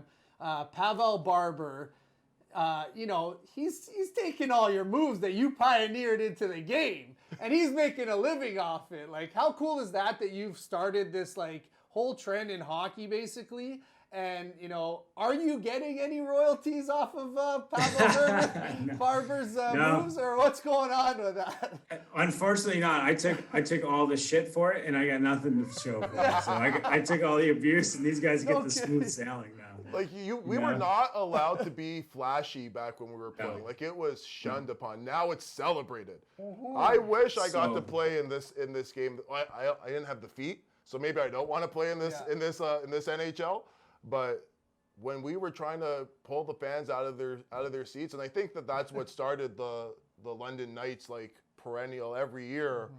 They just keep coming. You got Kane, you got Gagne, Marner, Kachuk, all these guys that came after you. Like Corey Perry is Corey Perry, one of the all-time greats, Hall of Famer. A lot of great players that came in that program, but it was first Rob Schremp that was showed. You're like Magic Johnson at the JLC, and then after you, it born Patrick Kane, Mitch Marner, all these guys after that pulled fans out of their seat, that did things that people are just like, how did you do that? Like I never even thought about not doing that. Like all of those things. Like you were the original. You were professor. Well, that's what I like to call him, professor. Are you like super flattered, or does it kind of piss you off that you took all the hate and now they're reaping all the rewards? Like 1 billion views. It's like, hey, I did that in 2003. I don't know, when did that start for you? Like.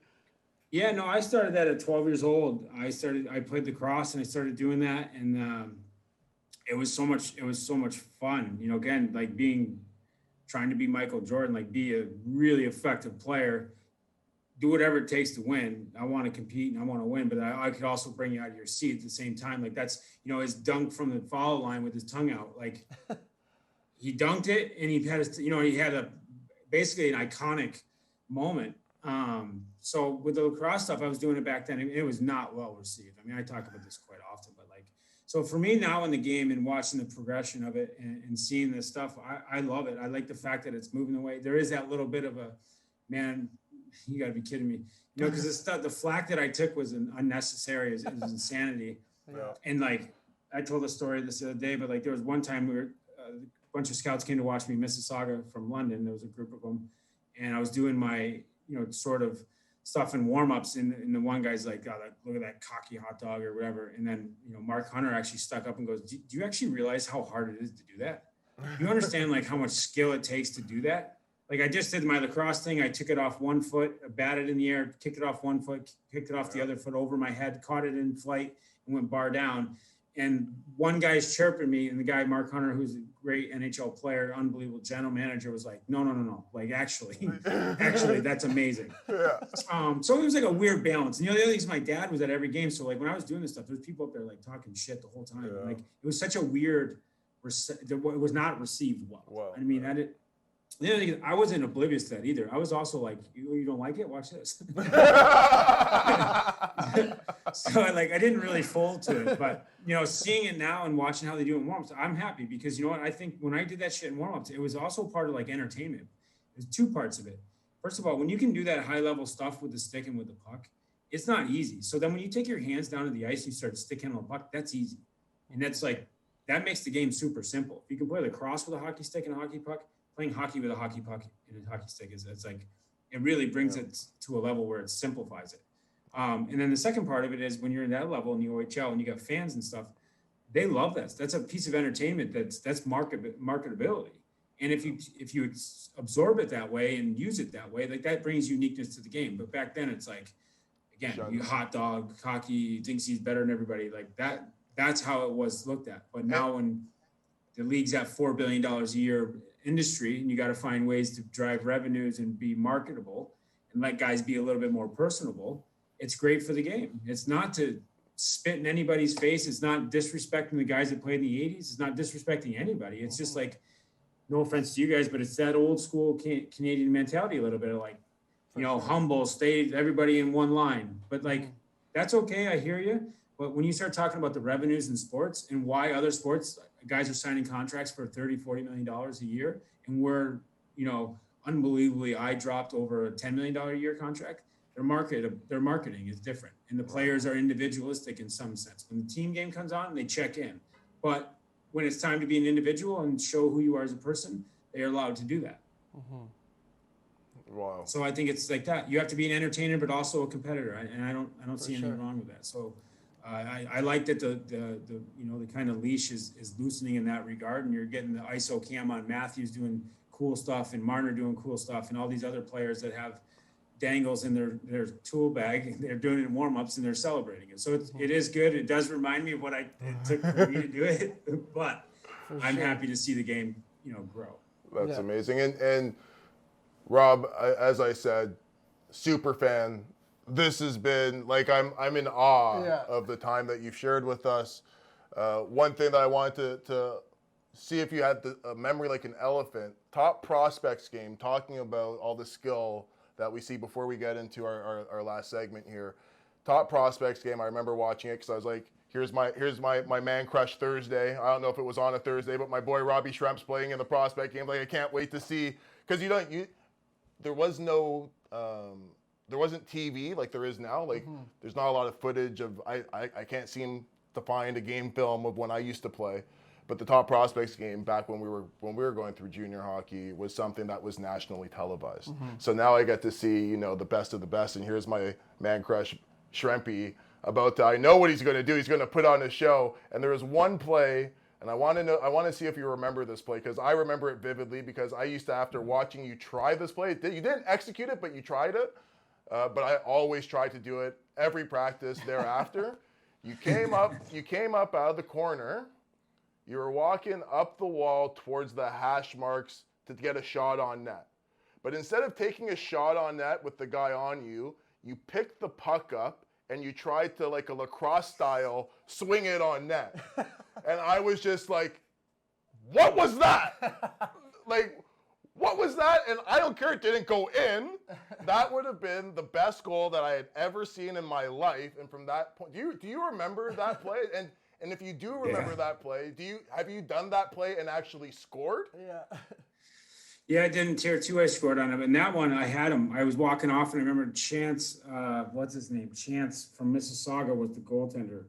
Oh, what was his name? Chance. I can't remember his last name, but I had him. I was walking off, and I checked in the corner of my eye, and he started to shuffle and to cheat to the blocker side, and that was like, I got him. And I picked it up, and I spun around. I was going high glove with it, and as soon as I went to release it, the guy that was chasing me from behind, I basically hit his ass with it, and that swung the puck. It almost killed this guy in front of the net. What was his name? Jesse Schultz. The puck went like straight past his face. So it went from almost went from 0 to hero really quick. If I would have hit him in the face, it would have been such a, you know what I mean? Like, oh man. Then I would understand people being up there like that cocky or hot dog or whatever. I'd take a guy out trying to be a hot dog, but I had it too. I saw the corner and I was going for it. I had it picked. And then unfortunately, this guy had to mess up my moment. See, and that's how much of a fanboy, because here I am reminding you about something that you did 20 years ago. Pretty cool. Literally 20 years ago, and I have vivid memories of it. Rob, I can't thank you enough for your time today. For sure. And sharing No problem, your guys. I appreciate you guys knowledge. having me on. I'm happy to connect with you. We do a segment at the end with all of our guests. We're hoping that you'll also participate, called Penalty or Part of the Game. Do we have you for 10 more minutes? Yes. Perfect. Wicked. Robbie Schremp. What a guy. What a guy. So here we go. Our segment, Penalty or Part of the Game. Let's go. All right. Penalty or Part of the Game. So, you know what? Without giving it away right away, Rob kind of has been talking about this, these moves, these lacrosse moves. But, because we had Rob Schremp, the pioneer. The OG of the cross style. The lacrosse style moves. Yep. I thought a great penalty or part of the game would be the lacrosse goal. The Michigan State behind the net, picking it up, tucking it home.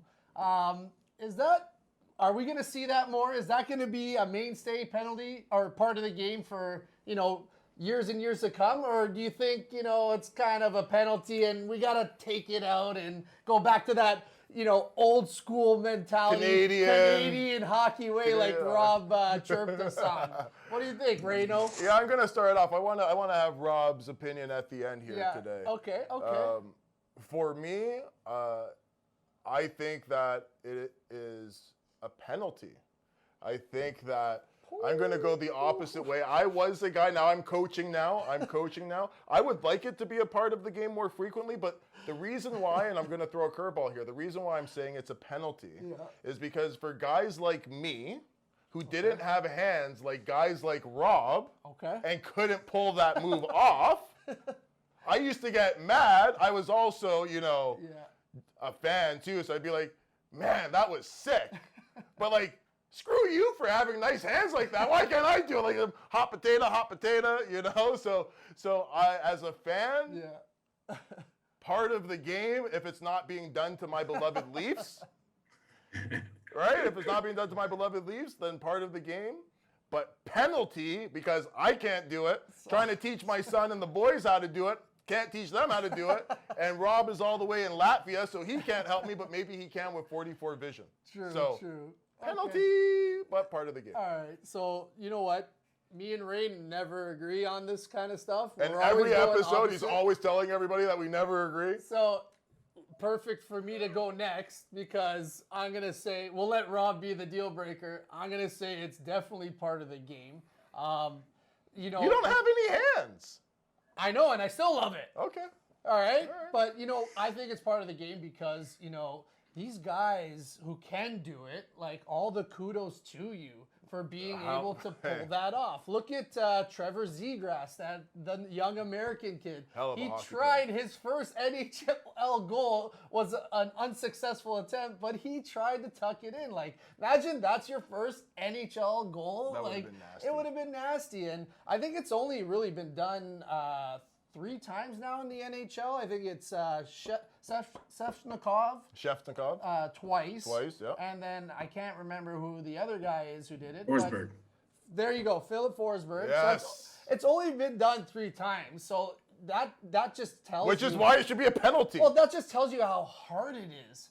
And, you know, I saw a really cool clip the other day in minor hockey. The kid actually did a fake out. So he, like, pretended to pick up the puck, and, you know, everybody went to him, and I think the other kid just went and, like, scooped it, Did a made a wraparound. pass in front, or a no, wraparound. It was a wraparound. Goalie was yeah. going the other way. Yeah, It was a sick. wraparound. So now they're like, there's this innovation, like it's The a- evolution. The evolution. It's like- of Professor Schremp. Yeah, exactly. The It all evolution. comes back to the It all comes pioneer, back to the right? pioneer, so the OG. you know, it's definitely part of the game, and I'm you know, But, so but, ex- but but you and I, and I'm not sure if Schremp, we didn't talk about if he's coaching right now because he's playing, so he's probably just coaching Yeah. the players that he's playing with. Yeah. But you and I were coaches. yeah.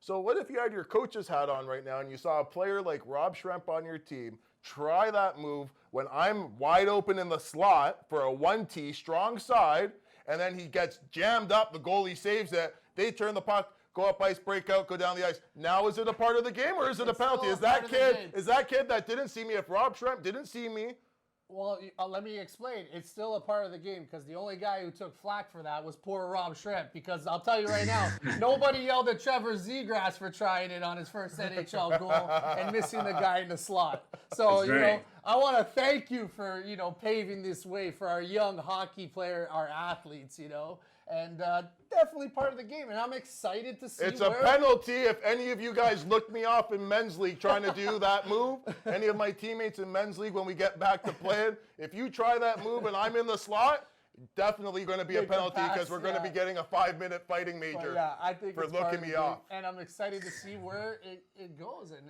how far this thing goes. You know, Rob Schremp, Closing remarks. let's go. Let's hear your take. It is definitely part of the game, and I'll give you more of a breakdown of it. You know, so for your Rainer, your scenario, I'm gonna say it again. That's the Canadian one. Of like, what if there was a guy wide open? It's like the worst one, right? Like, yeah, if there's a guy wide open in the slot, you're selfish, right? But how else would let me ask this: how else would you score from behind the net? I mean, so that's the thing with the lacrosse stuff. I know it's cocky, hot doggish, but like if you can learn how to pick the puck up. So right now, the way that everybody's sticks are, they're so active, they're so good, and they're so accurate. Poke checks and footwork.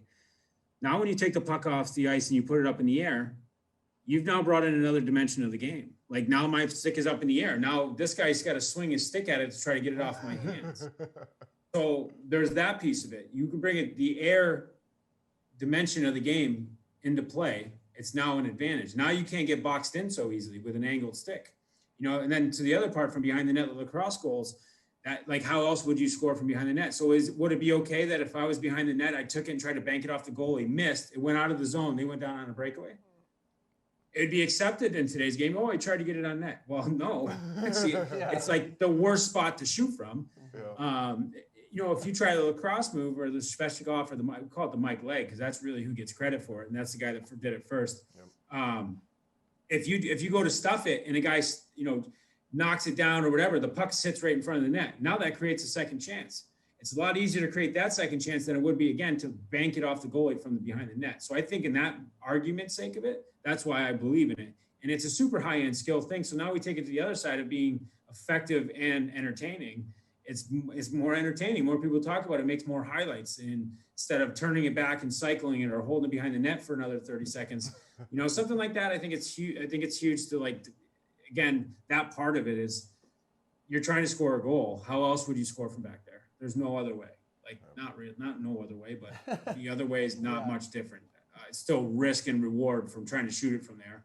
Right. And I like the entertainment value of it. I think if you can figure out a way, I watched the guy growing up play lacrosse in Syracuse, one of the greatest of all times, Gary Gate, and he created the air gate in field lacrosse. He went from behind the net.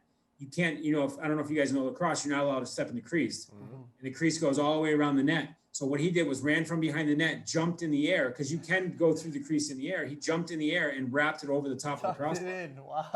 Tucked it in, the air gate. The air gate. How else would you score from behind the net? I love that. That's amazing. So that's my take. It's part of the game for sure, and I think it's good for the game. Absolutely. Cool, man. That's amazing. Before you go, you're talking about being a travel player, growing up. You've been a travel guy now for, the last few years, KHL, this HL, you've been all, not suitcase, calling you a suitcase, but you're just calling me a suitcase. What I'm getting come to terms with it, man. No, man. Come to terms. No, and honestly, I came to terms with it a long time ago. No, but it's amazing. Like, you've played in every top elite league that you could possibly play in, like Swedish Elite League, the KHL, Latvian League. But what I was getting at, I wasn't meaning to call you a suitcase. Just like, you're living in Latvia now. Kind of how's life now and with your program, and what do you what's going on in Latvia? Like, give us guys from Canada, before you go, just kind of fill us in. Fill us in on what Robbie's doing and how we can follow you, and then we'll let you go. Yeah, exactly. Yeah, I've been doing just really growing the platform 44 Vision. I want to make it global, and I'll be doing a lot of stuff over here when things kind of get back. Got vaccinated, so I can I'll be able to travel pretty soon here. But to your point too, with playing in all those leagues, for me it was, not how I wanted my career to go. I would like to probably still be playing the NHL today. It didn't go that way, but what it did give me, and the blessing and silver lining of that, is I got a chance to see the top leagues in all over the world. So it really broadened my horizons in the sense of my hockey knowledge and how I see the game. So it's not so, because I think if you've only seen one set of hockey being played, it's like North America, it's played a certain way. It's played totally different over here, and it's not right or wrong. And I think even before I came over here, I didn't have a clue what was over here. And then when I got here, I really got to appreciate there's some sick players over here. And you're starting to see it in the NHL. You're starting to see a lot more Swedes, Finns, every nationality. You're starting, I think 3 or 4 Latvian guys in the league. There's a lot of great hockey players out there, and there's different ways to play the game. So it was really, again, broadened my horizons, gave me a chance to, that's something I have now as a resource, and I can share with players. So it's not grabbing European players and saying, you got to play this way in North America. I can actually teach them how to play in that rink, in that bigger rink, bigger size, how to create. So that's what I look forward to over here, is really doing some consulting stuff, growing out the brand of 44 Vision and open up the opportunities to other places, building out other organizations, bringing the resource of all those coaches that we have, especially the women. I really want to grow that game and bring them to the forefront and have them grow globally. And that's the other thing. You get to other countries, other women's programs in other places like Switzerland, Austria, Germany, to grow with the girls, like I mentioned, Pelkeys, the Boldens, these girls putting their knowledge in.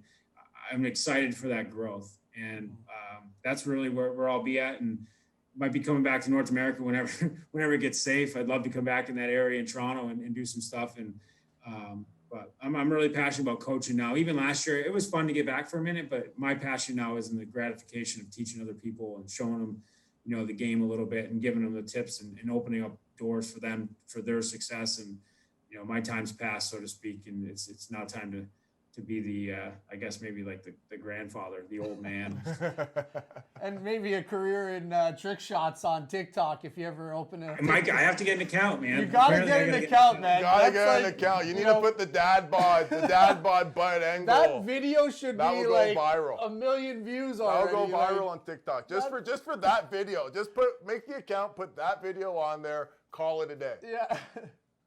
Should I call it? Should I get that? That's going to be my tester, man. I'm going to do it. I'm going to open up a TikTok and I'm going to call it Dad Bod. That's it. Skilled Dad Bod. Skilled Dad Bod. That's it. I love it, man. Love it. Because I you love saw it. Will Smith just came out with a picture Oh, yeah, he made it cool. yesterday. Hey, He made it Will Smith. cool. Worst shape he's ever been. And all the dads are now posting their selfies with Will Smith in their dad bod. So I was like, I even took a picture that I have on my phone. I was going to submit it too with my dad bod to see what the 12-week Big Willie challenge No is. kidding.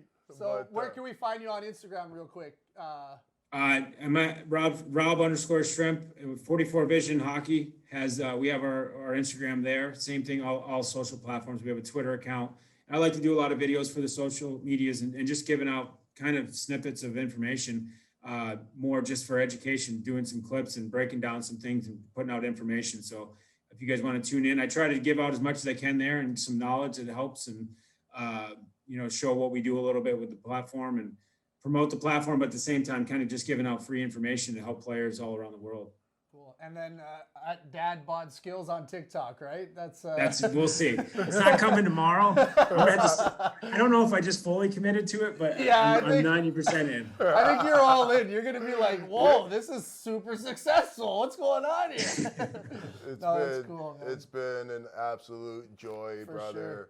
Sure. I know it's late, so I can't thank you enough for giving us this time of yours. I want to reach out to you tomorrow to talk more about 44 Vision off air, to see how Awesome. I can get my team Absolutely. or whoever. We're both coaches. We're both coaches so in the AAA level and the GTHL. Just what you were explaining, we could really benefit Our off of players. Well, that's just not to drag it out, but like that's the other thing, and understanding like youth hockey stuff too. So our platform is built around that to support the players individually. When you're a coach coaching youth hockey, like you're coaching 20 kids, it's tough to do that breakdown. And it's not a knack against the coaches. Like looking after 20 people is time consuming. And you're looking after, you got to think about structure, and it's tough. Like even doing structural work for the video takes 2 or 3 extra hours a night. So it's time consuming, and we want to be more of a support beam than a competitor to the coach, helping their teams out. And I try to make that message very clear. I'm not looking to take any bench job. I literally want to help individual players. If we take a guy and it's a 5-goal scorer, or a girl that's a 5-goal scorer, the next year they're scoring 12 to 15 goals. That only helps that coach's team. And again, if they don't have the time to do it, it's not. We don't need the credit. The coach can take the credit. Do the presser and say, "Yeah, we worked really hard in the off season." Absolutely. Fine by me. Yeah. Awesome, cool, buddy. Well, thank you so much, Robbie. Get some sleep. Yeah. Appreciate Thanks, it. boys. What is it, 2 Appreciate a.m. you there guys. now? Like, come Yeah, on. it's late. I We gotta appreciate go. your time so much, man. That was awesome. Thanks, Thanks boys. so much, Talk bro. to you soon. Yeah, brother. Thanks, buddy. Take care. Oh, wow. Wow. Rob Schremp, everyone. I can't wait till the borders open so that I We can can get pick his brain. No, so I can get an autograph and I can get a better picture. call me. No, I'm not calling you. I'm gonna keep him to myself. Rob, Like, you might come want to on. stay away from me. You might want to stay away Like from me. all your people, you're like, no, my crazy co-host. you can't talk to this guy. He's like, what's that Wayne's World movie where the guy's all over? He's like, yo, leave me alone, man. I love you, man. I love you. Yeah. So, What an interview. Yeah, it's like that. We're not worthy. What an interview. What an interview. Great guy, man. Like, and, just appreciate him sharing all his knowledge and his stories and his experiences. I know we went a little bit long there, as we tend to do, Yep. but like conversations like that, Where do you stop them? like you can't. Where do Like, you they're stop so them? valuable, not like for us, but our viewers, our listeners, like that information and those conversations we were having with him is just like Priceless. priceless and timeless. And timeless. Like and timeless. It is what it is. We are who we are. We are who we and are. He is who he is. He is who he is. know? It doesn't look like we're ever going to have a short podcast, a short one, but when you have content like that, Yeah, and what a great guy. I'm so happy for him, and all the success that he's vision, had, 44 Vision. and it's Came back out of retirement wearing the 4-5 like Jordan. Like Jordan. All these guys on TikTok stealing all his moves. He's like, no, you young whippersnappers. Now you got me out of retirement. Now you got me starting my own TikTok account with my dad bod. Like, and show you guys how it's done. We're a little older. We're not part of that social media craze world. We're trying to tap into it. We have our little TikToks, but I don't think he realizes The potential. the potential, and it's like how people are gonna like gravitate to like, oh my God, this is the originator of the lacrosse stuff. Like this, it's just super cool to me. And, Super cool. I know you're a big fan as you showed him, but like, I was a little more reserved, but man, I'm a huge fan of his as well. Crazy. And just so Crazy. thankful for Robbie Schremp for being on our show. And thank you guys. Thank you guys. Everyone for tuning in Subscribing, to Part of the Game. liking, We're here. commenting. We're here. We're not going anywhere. We're always here. We're trying to just give you guys the best content so that, you could educate yourselves while we educate ourselves and we all get some good education together. That's it. It's a joint effort. Don't forget to follow us on all of our social media platforms, talking about Dad Bod TikTok. We have all of our socials down on this side. Yeah. On that side. Up in this corner we got our audio only on all our podcasts. audio only. Yeah, Spotify. If we are check going that out. a little long, jump on there and just put us in. You don't have to earbuds. see his face. You Those, can just listen to his girls, annoying voice. listen to the boys on the potty. What else you got to do? We're still in lockdown on day 776. That's to the minute that you just gave us. He knows. He knows. So what This else guy's you got to like do? that. What else you got to do? We're But giving you to guys something fresh. Be Love. no Be again. aggressive. No. Be a part of the game. Yes! Woo! All right, guys. Thanks so much for tuning in. Cheers.